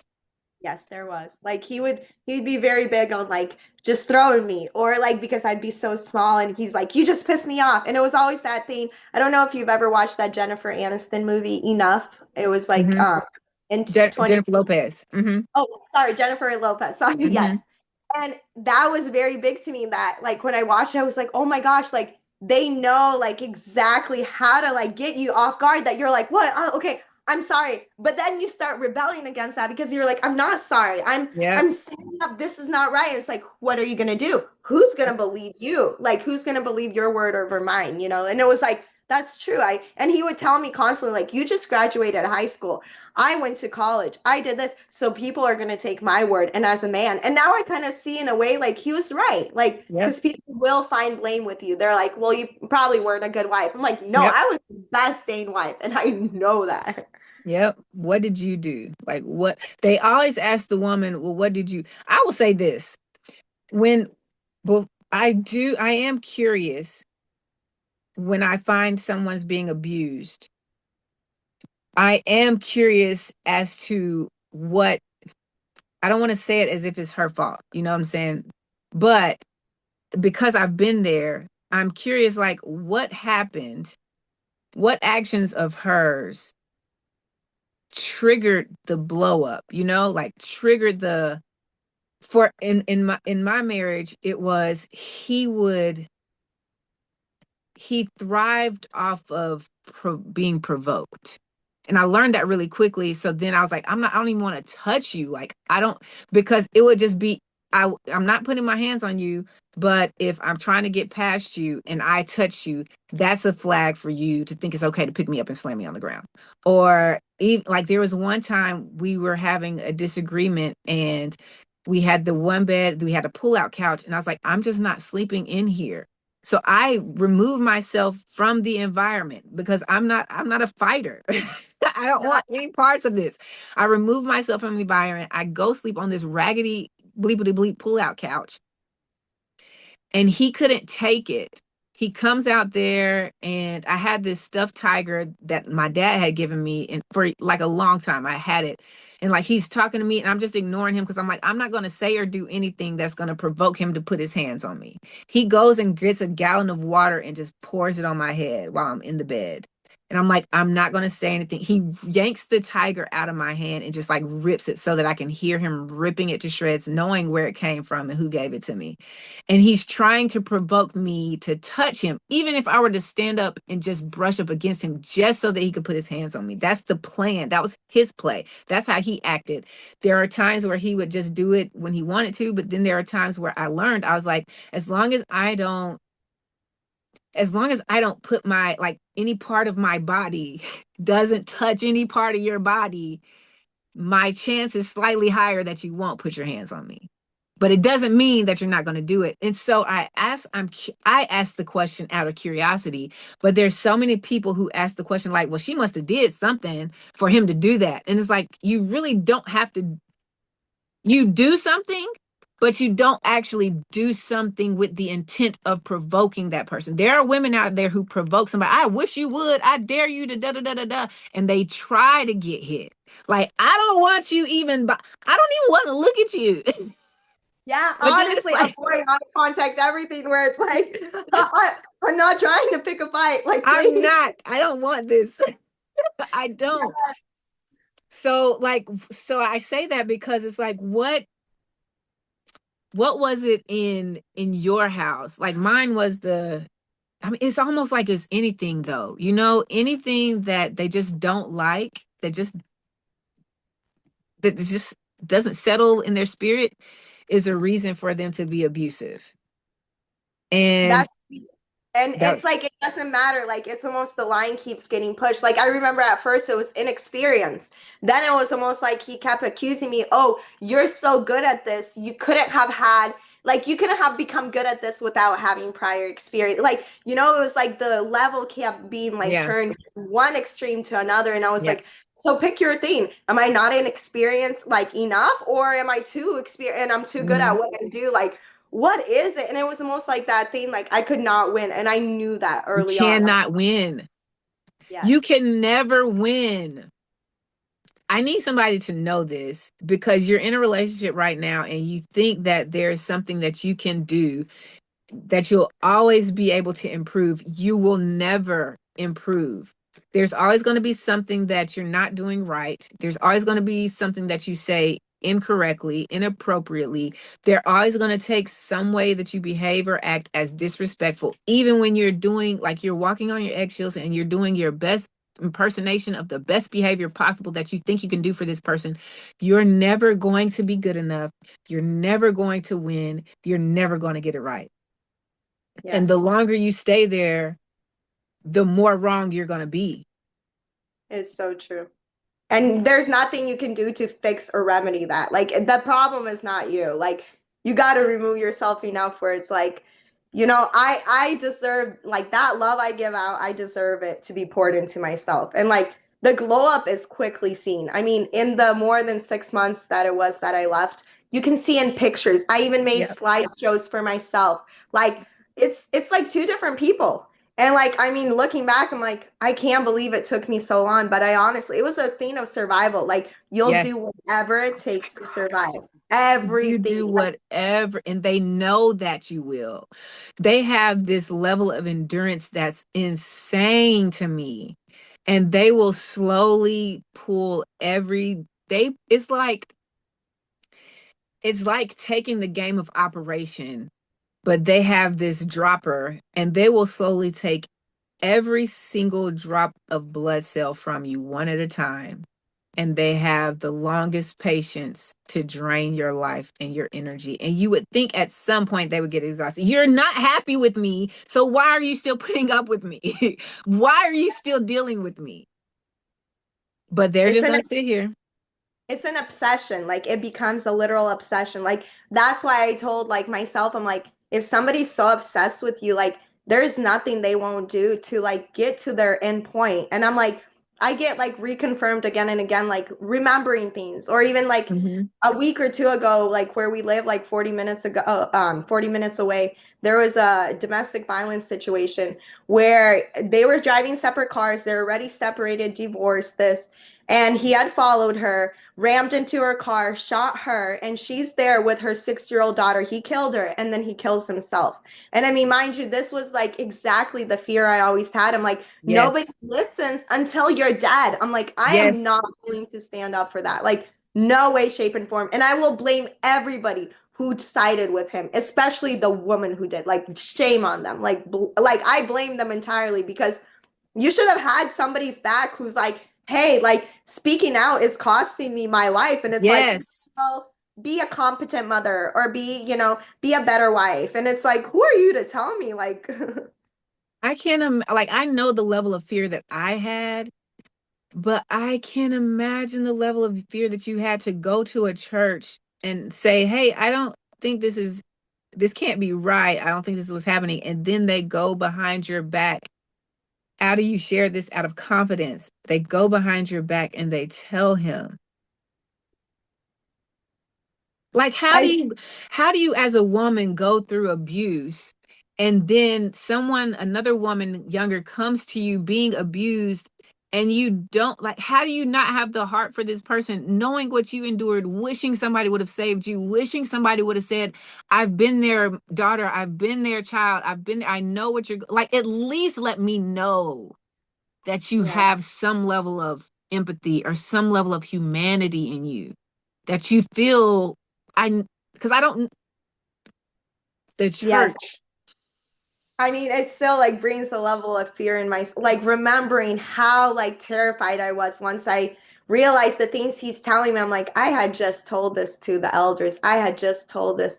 Oh my goodness. Oh my goodness.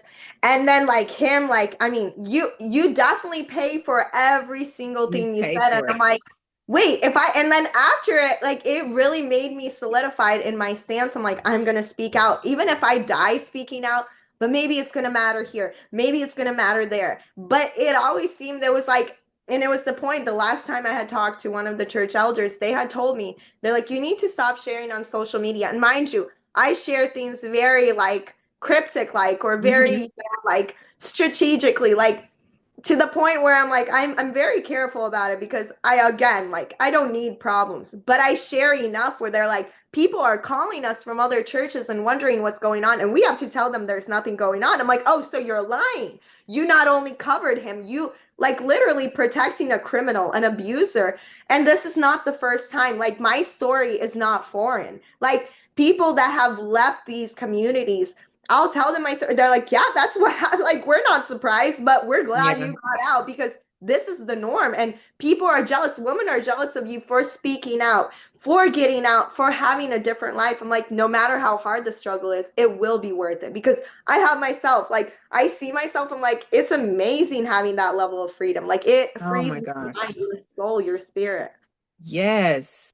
Yes. Did you ever call the police? Did you ever get to the point where you called the police? I could not. And I mean, now I understand. Like he told me he was like, it will take at least 10 or 15 minutes for officers to get her. What will I do in the meantime to you? And he's like, you won't even like. And I knew he was serious. I mean, a person who has such like he was taller than me, he was stronger than Mm-hmm. me, everything. Mm-hmm. I mean, when they're already to that point where I'm like, okay, I'm blacking out. I'm this, I'm that. And I mean, he told me, he's like, I have enough friends that are cops, and I didn't believe it until I had left. I had left to a YWCA shelter and I had gone to the police afterwards. And you know what was crazy? His friends took my case and they told me, they're like, well, you'll have to show this to a judge. I'm like, what if he does something? I'm terrified of him. Well, there's nothing we can do, but goodbye. Oh, we'll get you in touch with a domestic advocate. They didn't do that. Like I had to like fight for my own like right to be heard even, and it infuriated me. I'm like, wow, so I was right. Had I called the cops, I could have ended up dead. Like he had threatened me that so many times. Like I knew it wasn't a risk I was willing to take. I mean, I didn't want to leave 4 kids without a mother. That was my whole Yeah. part. And it was my word against his. Like, mind you, he had isolated me so much. I mean, I Mm-hmm. couldn't even be with the neighbors. I couldn't have any friends, mom friends. I mean, that was unheard of. And as soon as I started getting close to people, he either A, would go to them, turn them against me, or B, vilify them, or like try to like ruin their reputation, like everything, like just slander and defamation, to the point where I was like, I never wanted to hurt anybody. So I felt like if I got close to people, I Yeah. put them in harm's way. Like, and at that point, like, that's why I was so careful with my parents. I'm like, they don't deserve this. Like, and Yeah. once I left, I started telling my mom more and more things. I'm like, yeah. And like my kids would speak out. They'd be like, oh, we saw, our dad throwing mom again. We No. and to the point where I'm like, that should have like been that thing where people are like, no, there's something going on. But again, and I told the church elders, I was like, I'm worried about my children. They're like, if you're a good wife, you don't have to worry. God will take care of it. I'm like, are you gonna say that as a eulogy on my, like funeral? Like, oh, rest in peace, her soul. She really tried hard. Like, I wasn't okay with that at that point. Your kids saw your husband abusing you, your Yeah. ex-husband. And that's why I was like always trying to protect them, because had they, a lot of times they would try to protect me and they would get the brunt of that, like it would be like a cycle where I'm like, focus on me, like leave them out of it. They're like innocent, like to the point where I'm like, it screws with me now. I'm like, it kind of is crazy to feel like you are helpless, like nobody will hear you. But then it's like those news reports, it's like murder, suicide, everybody dies. Like that's the threats that were told to me. I'm like, I don't want my kids to die. I don't want to die. I want to survive. I got to get out. I got to get out. And it was almost those things like I already like packed bags. I had clothes ready to go. I put them in my van. Like I put the van in my name. Like there was many things I did way before I even left, because 3.5 years ago was when I started speaking out, and I was thinking I was dead almost. Like Mhm. I literally had a target on my back. But I'm like, if I survive that, maybe I can do this, maybe I can do that. And every like 6 months, I would go to a hotel. It would get so bad, like for 3 nights. He would find me the first night I'd be in a hotel, follow me, like, and I did not know. To this day, I don't know how he tracks me, because he still does. And he would follow me. He would go into, like, I don't know how he got past, like, how in the hotel lobby there's somebody there. I don't know how he accessed, but he would find my room, like to such a point. I'm like, and he'd be like, I'm so sorry. Like, please forgive me. I'll never do this again. And I'd always reset with the kids. So he's like, just reset with me. Forgive me. I'll never, it will have the happy family you want. And I mean, it would even be 3 days and I'd go back home. And then it was like, you're stuck in a worse cycle. You're stuck. And like, to me, I was just like, the last time I left, I was like, I'm never going back, no matter what.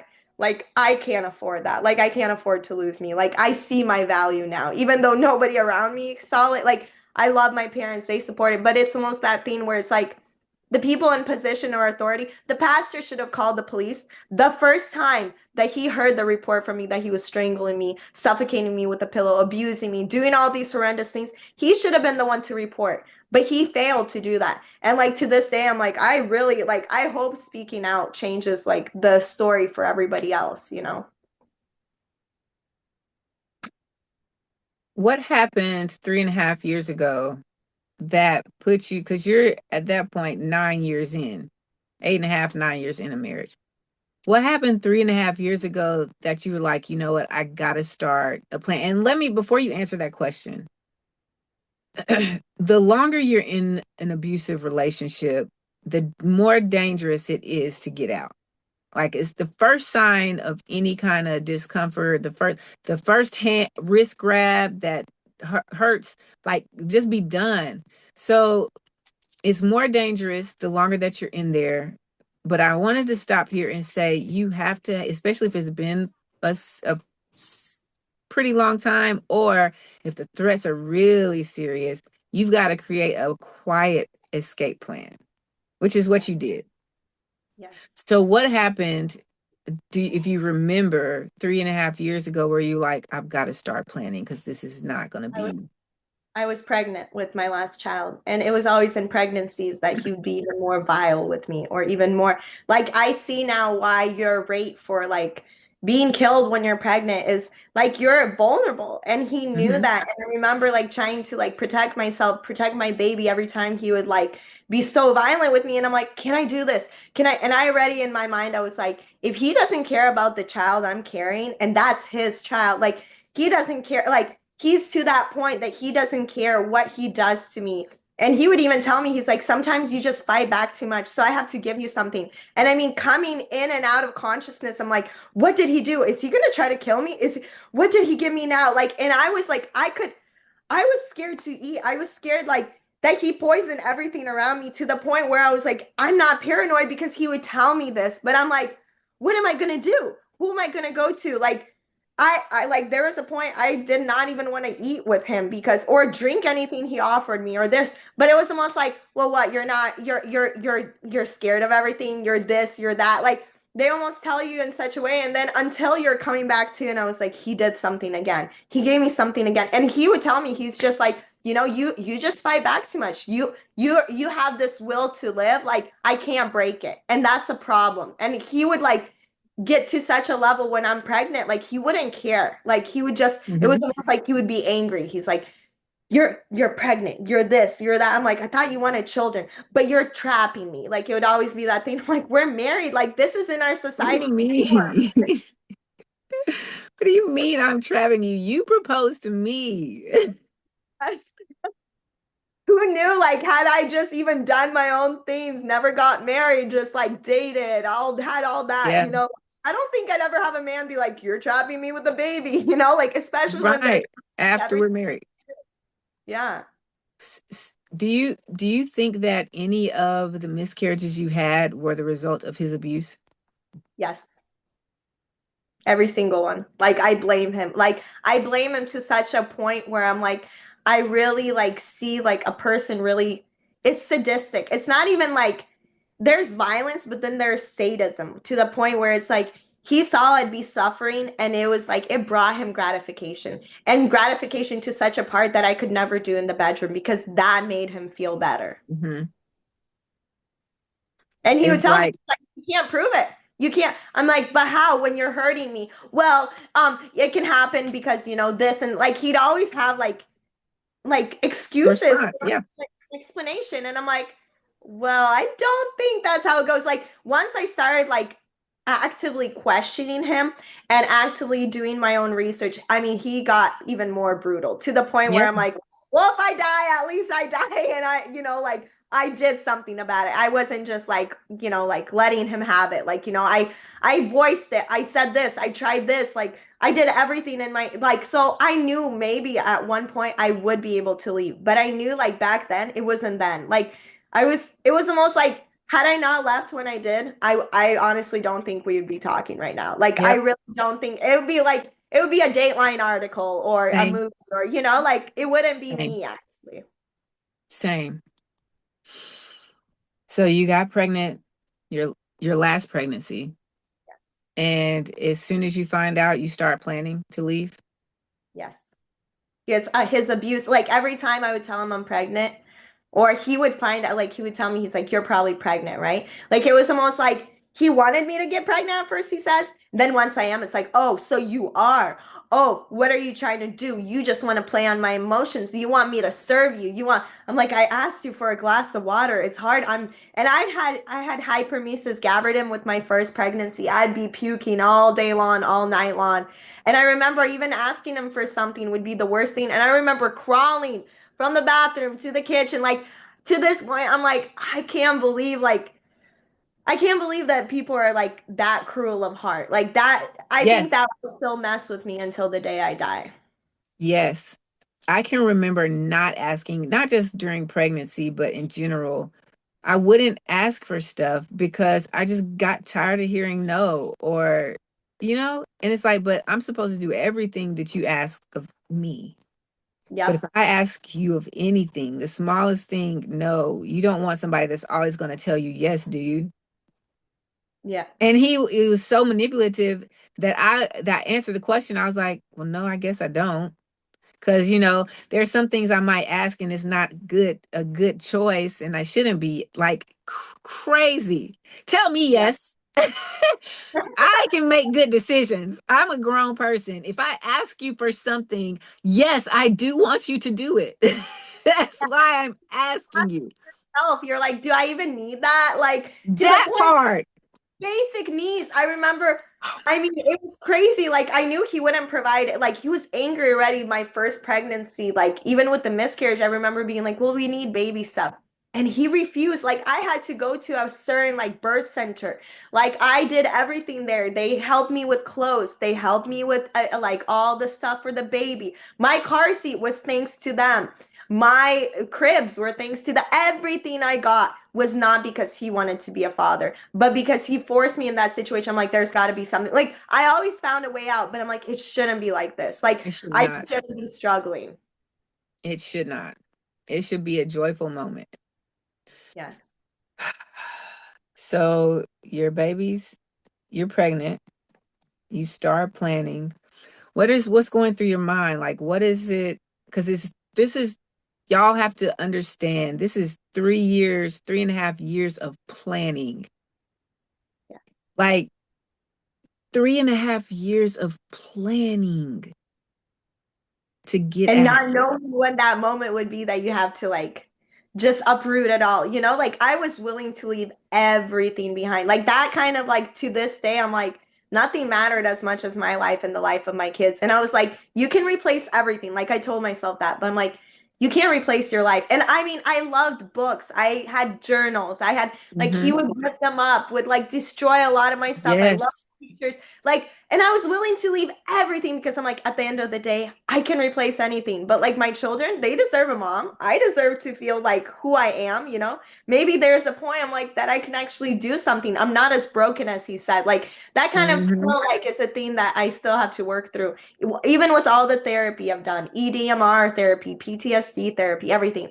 It's still that thing. It's like I have value. Like, I have like some worth. Like, there's Yes. something I can offer to this world because I would never think to do somebody dirty like that ever. Like, No.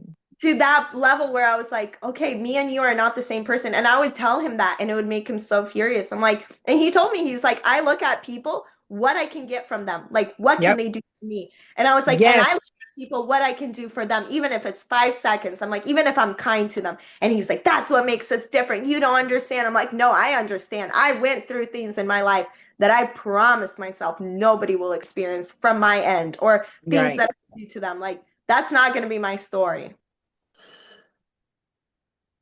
So much here. So much. That last thing you said, they do that. They if you're somebody that doesn't benefit them in some way, they want nothing to do with you. They don't care if you're family. They don't care if, like, the only reason he has the relationship that he has with his aunt is because his aunt has custody of his kids. Like, and she can do stuff for him. Yep. He wouldn't have that relationship with her if he didn't depend on her to take care of his kids. And I'm like, As man, that's outrageous. So to be planning for 3.5 years, not knowing when that moment will come. You said something though. You have journals, you have books. Isn't it outrageously bananas? It's wild. It's I just like how mean and evil people are, that I'm treating you this way and I see that you don't have joy, but any piece that you might, anything that might represent a piece of joy, a piece of happiness that you have, I'm going to destroy it. He did the yeah. same with me. Like, he would throw away clothes and I would be going, like, I'd go in the closet and I'm like, I want to wear these jeans, and they're not there anymore. Oh my God. Not because they're revealing, not because they're, got me looking promiscuous or trying to get attention, but because you just don't like them. Yep. And they would be gone. Shoes, because you just don't like them, or because my best friend gave them to me before we even knew each other and you just threw them out. Laptop, like, because it's got memories on there that don't involve you. That's it. Yes. And I mean, like, to the point where like they were very creative with the things they did. My ex burned my journals or my books because when he would rip them up, I would try to tape it up. So he Yes. knew like he had to go an extra step, or he would destroy my clothes. Like, he'd put bleach in the washer, and I see I'm like, why are all my dresses in there? And I'm like, you know what? I don't like that anyways. Like, I would so easily try to like switch it up because I Yeah. saw the satisfaction he'd get from my pain. I'm like, it's okay. I don't even need it. And he'd be like, kind of like left, like, I'm like, we're both gonna suffer. Yeah. Yes. You That's from not getting the crazy. satisfaction. You're not going to get the satisfaction Yes. of trying to steal my joy. Yeah.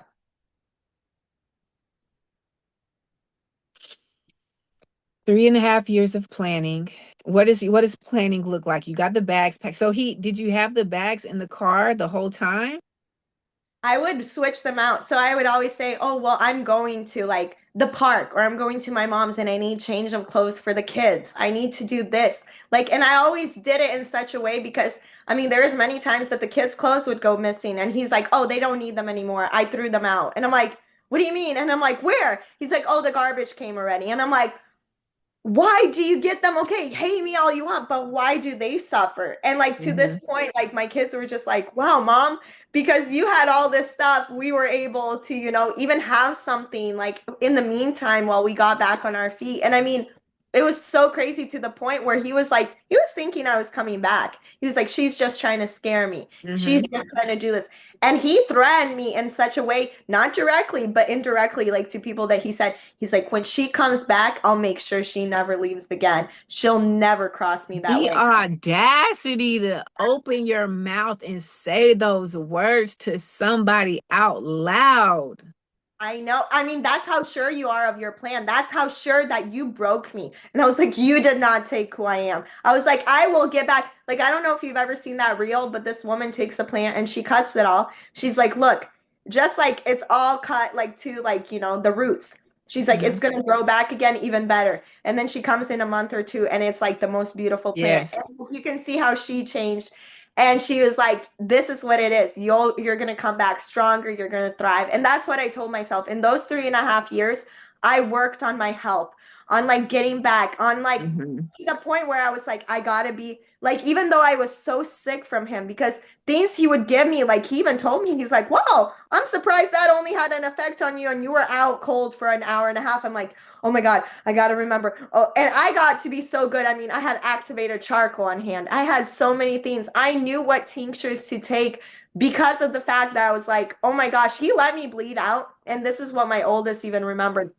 He let me bleed out because I had home births for my last two because I already told him, I'm like, oh, I want to do it on my own terms. Like, because he already was like to such a point, I'm like, maybe I can make it easier for myself because he made my hospital births hell. So I was like, okay, wait. Before we get to that, how did he make your hospital births hell?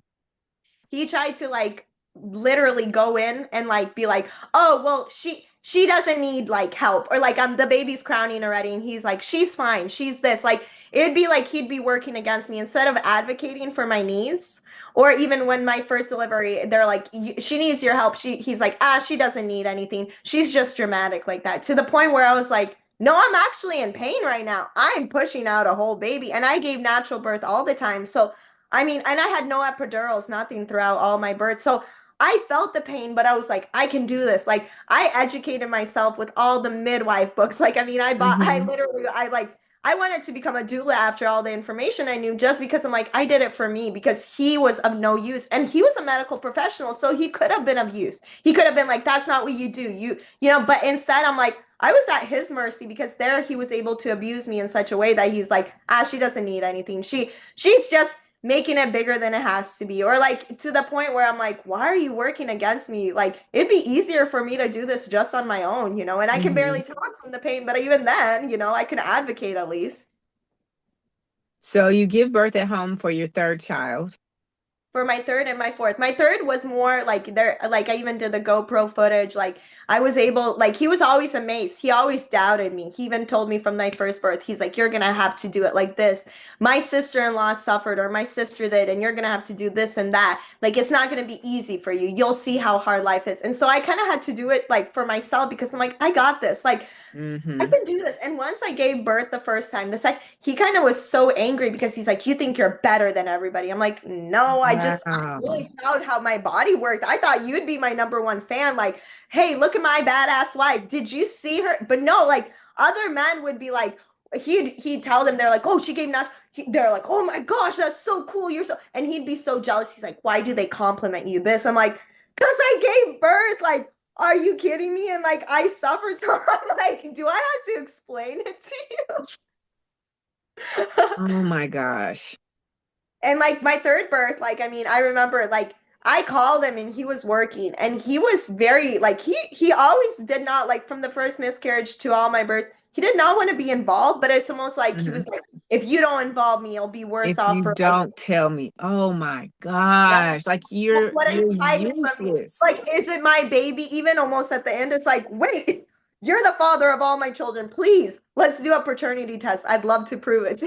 Like I have no problem like doing that. But my last birth was where I would, because he knew from the hospital births that I lost blood. Like they'd give me pitocin. I would, start hemorrhaging a little bit. And I told him, I'm like, hey, I need all this and this. If I do start hemorrhaging, like you do have to call ambulance if it gets to this point. But before that, there's these tinctures you can do. I gave him the whole midwife like book. I printed it out, highlighted it. I mean, did everything. And I remember I'm like, I'm passing out. Like the pool, like the bathtub is filling up with blood. And I already just delivered. And I was like, I'm going to pass out. I'm like, give me my tinctures. He's like, I don't think you need that. You're just being dramatic. It was again like, and then later on, I'm thinking, I'm like, it's almost he wanted me To to, die. yeah, he did. And once already I got up, I'm like, I need to call my mom. I need to call. And I like just like blacked out. And it was crazy that I wake up in a pool of my own blood. Like I remember the stain on the carpet was so huge. And what was crazy to me that he freaked out because my oldest had come in and he already had the iPad and I put like my mom's number on there. Like he was able to use it to call through Wi-Fi. How old was your son at that point? Well, right now he's 11, so that was 3 years. So Golly. he was older for his age just with the things he's seen. And he was Yeah. like, I'm calling grandma, I'm calling emergency. And I remember my ex at that moment, he was panicking. He's like, I will call your mom, but you gotta clean up this blood. And I remember like I'm like going in and out like in my mind. I'm like, you can't like I lost consciousness a couple times and not once did he even think to call like ambulance, anything. I mean, there was a time like before, like probably like 8 years, no, 7 years ago before that, he had passed out at my parents' house. I called the ambulance. They came. He refused treatment. I mean, I've done everything from my side where I'm like, oh, I can't help you. Let me do like, let me get you somebody who can. But here he was like almost scared to the point where he's like, I brought you back because I'm not going to be held liable for your death. I'm like, oh, wait. So there was a point where it clicked in his head. He's like, I'm going to be in trouble. And I was like, at the end of the day, you should have even just called him. But he was like, oh, like if you do this, I will at least get you your mom. And I was like, I remember my mom came, I had cleaned up the blood, but I was like, she saw me Oh and my she like God. just all hands on deck. She's like, I get in bed, like do this, that. And I remember like she was like, should I call the ambulance? And already at that time I'm recovering, coming back to. And I was like, well, I guess it's fine. Like I didn't want to anger him because at the end of the day, I knew my mom's gonna leave in a little bit of time, like maybe a couple days or so. But I'm like, he gets very angry when I'd go outside of like the Hmm. family for any support, any help. And I'm like, at the end of the day, I'm like, I survived that. I was like, I can survive anything. Like, it was crazy. Like, my face, like, it was like I was a zombie walking. Like, I had lost so much blood. Like, to this day, I'm like, it was a miracle I survived that. But then he took care of me. It was kind of like screwed with me. Once I get to that bad point of no return almost, that's when he starts taking care of me. And I'm like, oh my gosh. But again, he's doing it because he's so scared. Like, when if somebody hurts you to that point where they're like, oh shoot, let me, help bandage your wounds that I caused. That I caused. Yeah, it screwed with me. To this day, it still kind of screws with me. And that's like that solidified my decision. I was like, I will get out. Like maybe not now, maybe I don't have the strength to do it now, but I will get out. And I will make sure I read this book when I was like in high school or even like younger. It was Not Without My Daughter and it was about a woman that was taken to the Middle East and all that and how she escaped. Like there's many times she could have escaped on her own, but she only did it when she could take her daughter with her. And that's how I was. I was like, I will not leave them behind. Like I came too far to this point, like Yeah. I will never forgive myself. Like I would not. Telling your story and all of the craziness that comes along with people who are abusive and their mindsets, I'm sitting here and I'm hearing you know what? You better not die unless I kill you. Like, don't you Loud. dare have the audacity to die unless I kill you. Yep. And unless I call the shots here, like you're not going That's on the your level of like, control. yes, it was like that. I would call that sadism because it's that level of control where it's like you won't go on your own terms. No, no, no, no, no. I Yep. will make sure you suffer like ever. Like it's almost like this is not bad enough. Right. It's like I'm gonna preserve your life because I want the honor of taking it. Yes.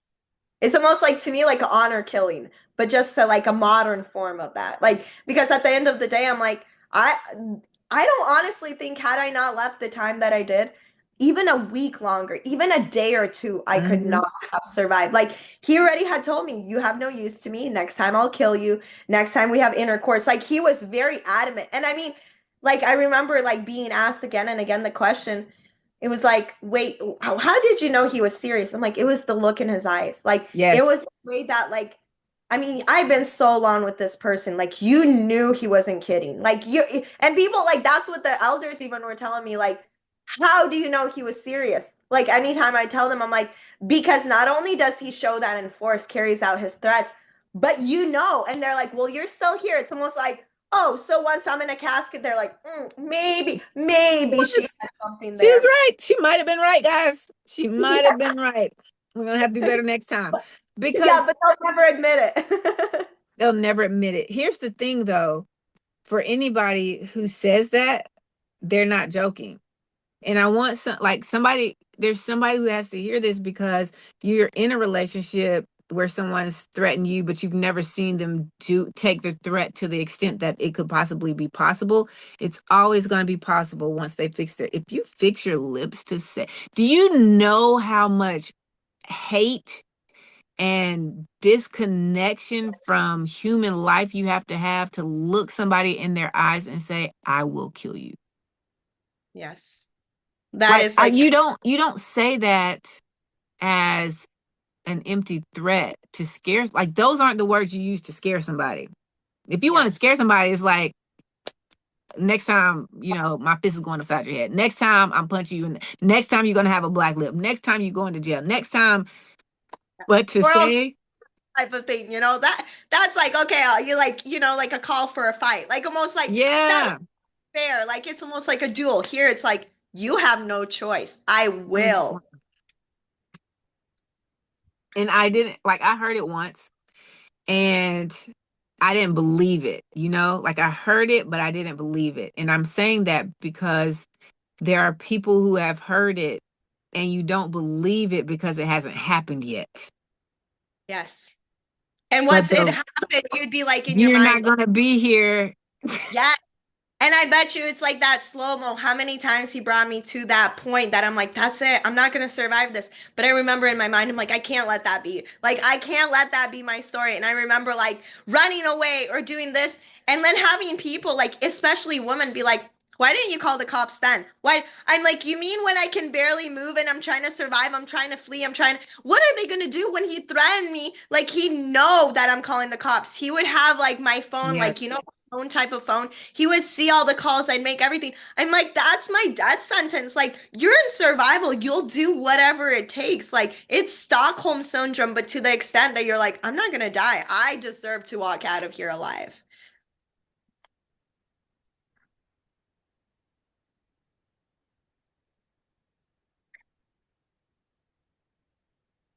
Okay. So you pack the bags. Are you saving money? Do you have a job? Like all of these years, what's happening that you're able to, you have the car in your name, you have the bags packed. What's happened that you're able to get four whole kids uh, out, like a toddler and three other kids out of the house safely and successfully? Because it was the night that he had attacked me. Like, it was all night long.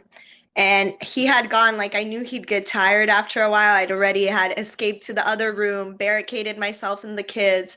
He was threatening even to burn down the house, just different things where I knew he wasn't making like false, like he was telling me already he had like told me like so many times his like plan from point A to point Z, like what I will do, A, B, C, D, E, F, G. And once he would like say, like it'd be certain trigger words, like, and he's like, I'm gonna take the door off the hinges. I'm taking the thermostat off again, so it's gonna get so cold you won't be able to, blah, blah, blah. Like all these things. He's like, you know, you're not gonna be able to stay away from me long. I'm gonna get to you. And when I do, I'll make you regret it. And like hearing that and being like, I remember just like telling myself, I'm like, okay, like you're not going to be able, like even if you stay to tomorrow night and this happens again, you're not going to be able to walk out of here. And I'm like, he just told you he'll kill you next time. And I'm like, he will put his hands on you and he will rape you and he will do all this. And I was like, if I don't get out, and that morning there was a balloon stampede that was like a kids event.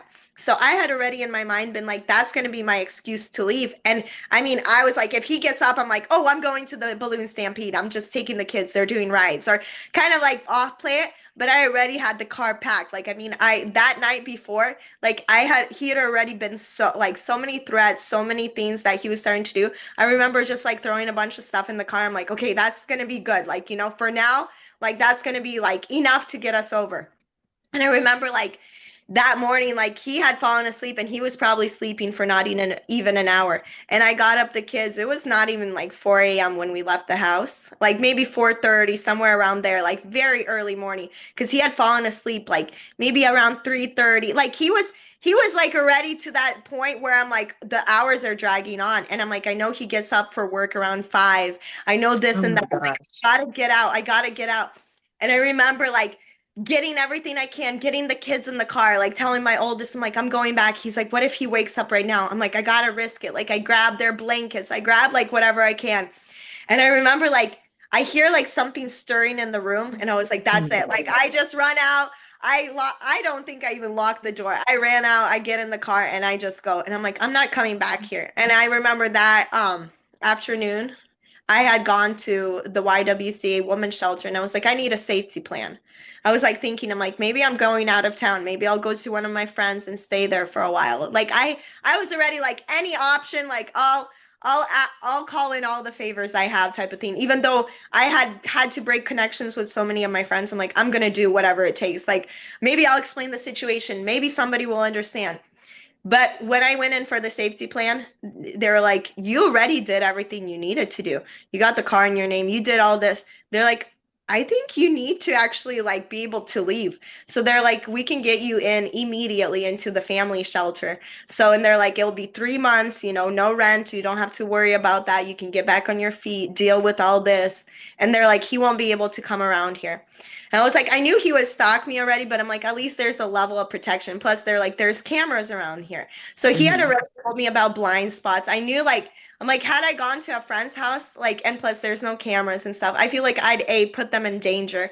B, Yeah. there's nothing to pretty much confirm. Like, it's all my word against his, like he said. So once I was there, I remember they gave me the keys and like holding it. And I called my mom. I'm like, tell the kids I have a surprise.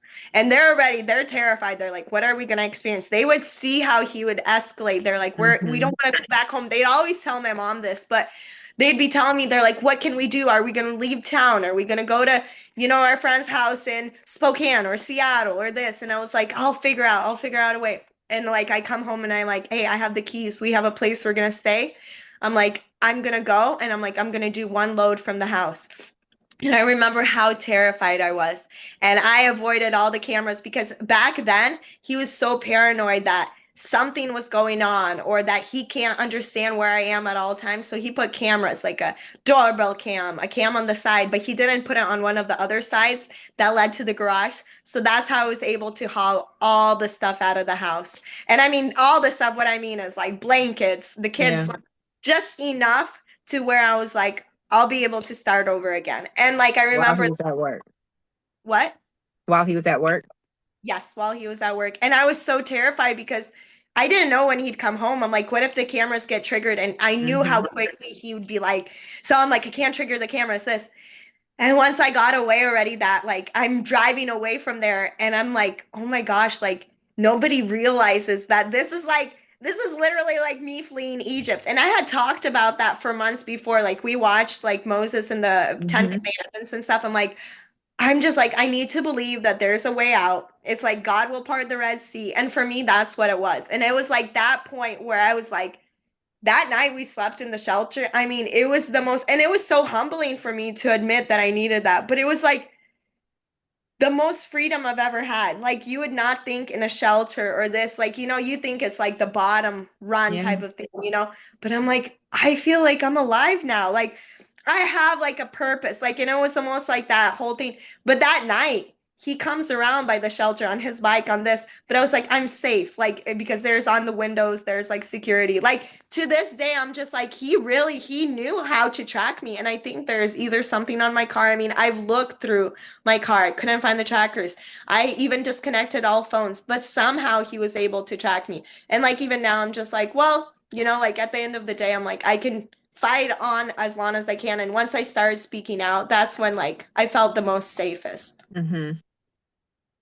So the level of anxiety, like, because when you're telling the story about, oh my gosh, you're telling the story about the night you leave, the morning you leave, and I'm seeing your story happening, and I'm seeing the Enough story with Jennifer Lopez happening, and like the anxiety, the anxiousness, the heart palpitations, like to he went to sleep at 3 and it's like, okay, he's been asleep for an hour. I think that's long enough, but you don't know because you can never anticipate their next move. Yes. And when he went to sleep, he kept waking up and coming, like, because I barricaded myself. I'm like, now is not the time.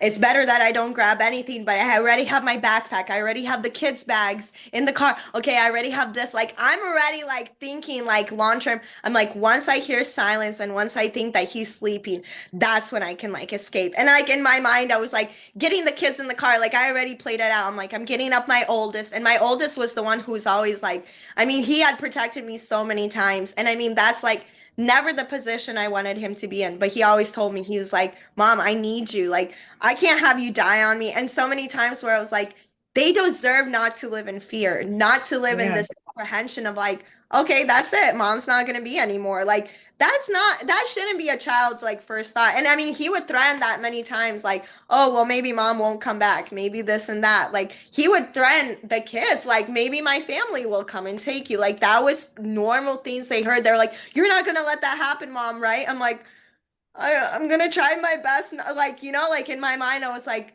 all I can do is hope and pray and do everything from my side. But I'm like, what if? What if? 12 years of that. And you were barricaded. So you're barricaded in the room. He's tried to get in, but he doesn't get in. And so you're just sitting up until 3 o'clock in the morning when he finally goes to sleep. I can't even fall asleep. I like Right. I said, like in my mind, even like I even have like pictures that I would take like when I was leaving and stuff, so that is time and date stamped. And I'm not sure the exact time, but I remember already by 5, we're all sitting in the car. We're all like already, and the kids are wide awake. Like usually Yeah. they're sleeping. They're feeling this adrenaline. And my son's like, what's different? Like, and I was like, we're not going back. He's like, and he was so ecstatic. He was like, oh my gosh, mom. Like, I was like, we'll figure out a way. And he was just so happy. He's like, so that means you're not going to be hurt anymore. Cause a lot of times, like, he would come in and be like, do I need to go get you some ibuprofen? Do I need to go get you some water? And like, it was kind of crazy to me that a lot of times he would see the after effects and he's like, Mom, like, you're bleeding right now. You're this and that. He's like, what about this? And I was like, no, you can't tell anybody. Don't tell. Because he already threatened. He's like, well, if the neighbors get involved, like, you're putting people in the middle, like, almost like in the line of like gunfire. Yeah. Did you ever take pictures or of your bruises or document? I did. And there is many times I have 6 phones that he destroyed that I saved and took away with me, and 2 iPads that had a lot of like the proof on there. And he would even not just destroy it, he would like run it underwater. But I would try to put it in rice and all that. I'm like, maybe there's something I can get from it. But one of the pictures that where all the bruises he put me when like, and he told me, he was like, if you ever show this to anybody, like I'll end you. And I remember I'm like, maybe this will be what will save me. And that was like part of the thing that I like told myself. I'm like, and he'd always ask me, like, there's many times that like before when he would ask for forgiveness, he would go through my phone and delete everything. Yep. So he got really good about like going and trying to like send it somewhere else, or making sure I had backup of it, because I think I'm gonna need this one day. But like, Yeah. again, I could only do so much, because I'm like, he like, if he even got a little inkling that there was something, I mean, there's hell to pay. So I was already Yeah. like so apprehensive. I'm like, oh my gosh, oh my gosh, oh my gosh. Oh my God. You lived a nightmare. It was something I wouldn't wish on my worst enemy. And I mean, I don't really have enemies, but Right. or would wish it like, 12 years of that. And now you're out. yes. I had my glow up You where I'm had just to blow up. putting Your children are safe. yes. What so so after leaving and him threatening other people, did he ever try to take you to court? Did you ever go to court to get full custody? Like, was there ever any legal things involved to ensure that the kids remain with you? Oh, I went like, that's the whole thing. He always told me, he's like, if you ever try to like speak out about it, and he knew about protection orders, he's like, I will make sure like I'll get the kids from you. Like it was like a bargaining chip Mm-hmm. for me. So when I had left and he knew I wasn't coming back, like he already, I guess, did enough reconnaissance, asked enough people. He had like people like literally look on my movements. Like people were reporting back to him. And where he even called the cops, and he's like, my wife is crazy. She has a mental crisis and she kidnapped the Mm-hmm. kids and stuff. And I remember, like, because I got all the police reports, like, you can do the records request. Yeah. And I remember reading what he said about me. And I was like, wow. And it was already maybe 4 months after that. I'm like, wow. Like, he really stopped at nothing. And it was to Yeah. that point, like, I was like, I had a protection order then in place, and he had taken one out on me a couple days Mm-hmm. later to get me off the rental lease. And not only that, he had women helping him do this, that whose moms were in abusive situations, so Mm-hmm. they knew the protocol, whose moms even stayed at that shelter that I was at, and they like guided him through the process and were like helping him out. And I was like, at the end of the day, it's kind of mind-boggling to me Yes. that women support abusers, like, you helped him Yep. abuse me, and I hope you have your Yep. karma one day from that. Yep. Yes.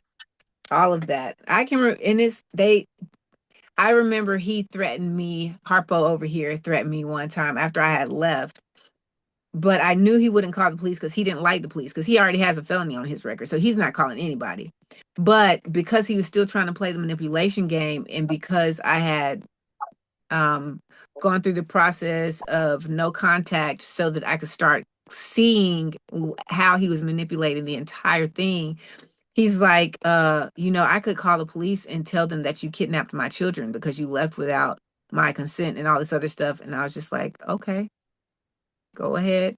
Because at this point I knew, but had it been months earlier when I was still under the brainwashing of it, I would have been scared. Like that could have scared me to go back, which is what the whole play was about. And they're really good at bluffing. And I mean, Yeah, there's a lot of times he bluffed, but people pushed him to like, you need to show her who's boss. She's that's gonna come crazy. back to you. I'm like, who are you to say that? Oh, if that abuse was real, there she'd do this and that and Yep, this. And I'm yep, like, wait, are you kidding me right now? Like, you're trying to validate an abuser? Like, shame yep. on you. Not only did you groom me into this marriage, but you made sure I was abused, and that you let him do this. Like, I could not, like, to this day, I'm just like kind of at shock, like how far Right, people go. right. So you're out now, you have full custody of your kids. You're not Well, worried in any he way. has surprise visits with the kids, and that's the whole thing, that he's still fighting for that, not of his own accord, because he told me always, he's like, I don't care, but because people are helping him, even from the church, people advocated for him to have custody of the kids because I'm taking them down the wayward path.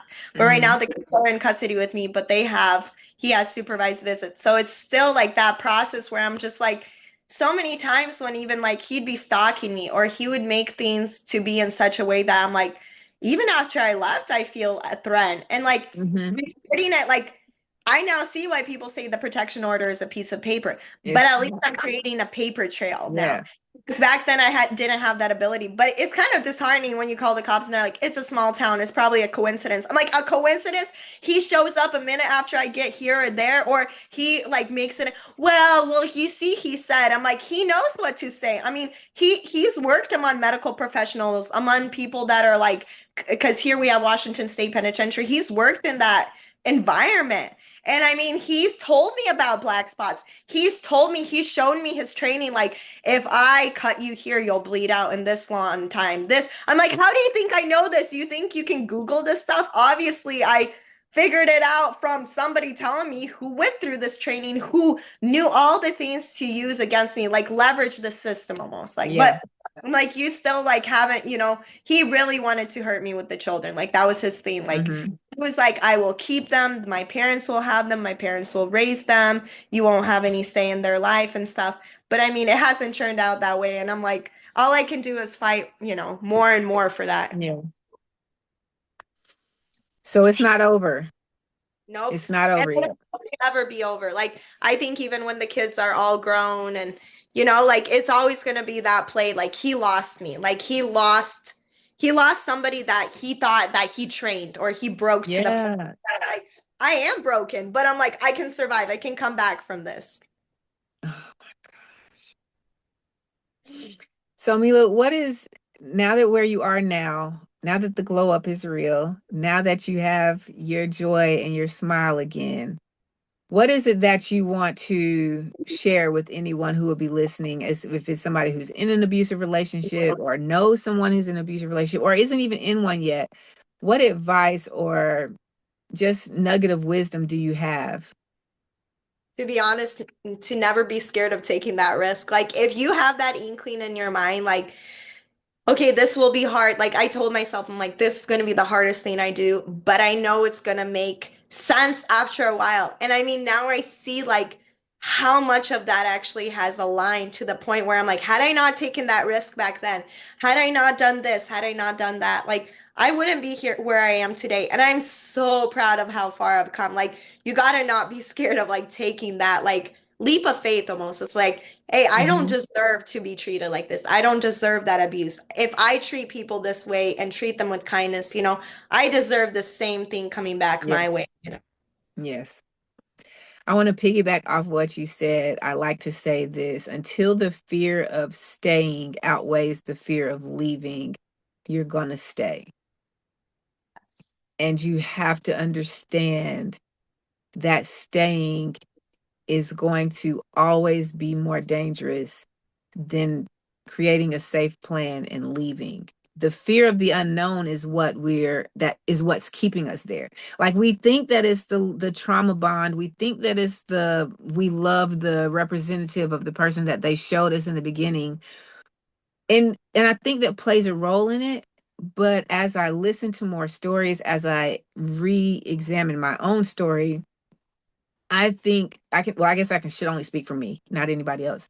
It's that the fear of not knowing what would happen if I left, how my life would be, how hard it would people understand, would people judge? All of these fears of the unknown kept me there longer That's so because true. I knew, like you, the devil that I was dealing with on this side of the door. Yes. I don't know how that devil's going to change when I walk on the other side.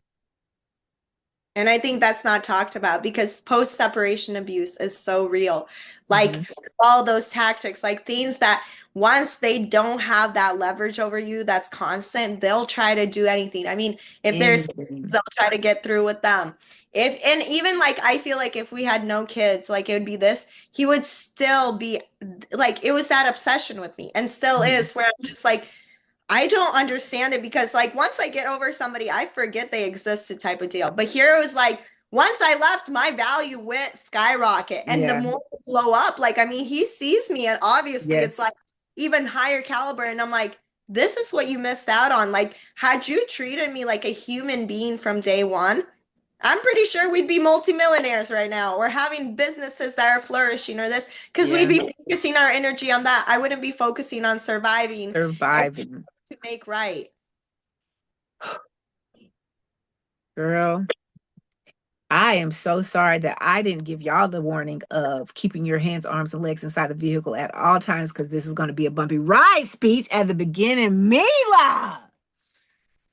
Oh, Like my it goodness. showed a little tidbit, and then I remember I'm like, this was kind of insane. Yes. And This can you is believe I only insane. watched Jennifer Lopez's movie, The Enough, like a week ago, and like That was I your was first time seeing it? yes, and I'm like, had I seen it before, like I think like honestly, like I would have understood more things, Yeah. or like I don't know, it kind of, and it was like huge to me how it was like she knew exactly like, like how she was being trained and how the trainer was telling her he was like like weak men and cowards will hit you when you're Mm-hmm. down.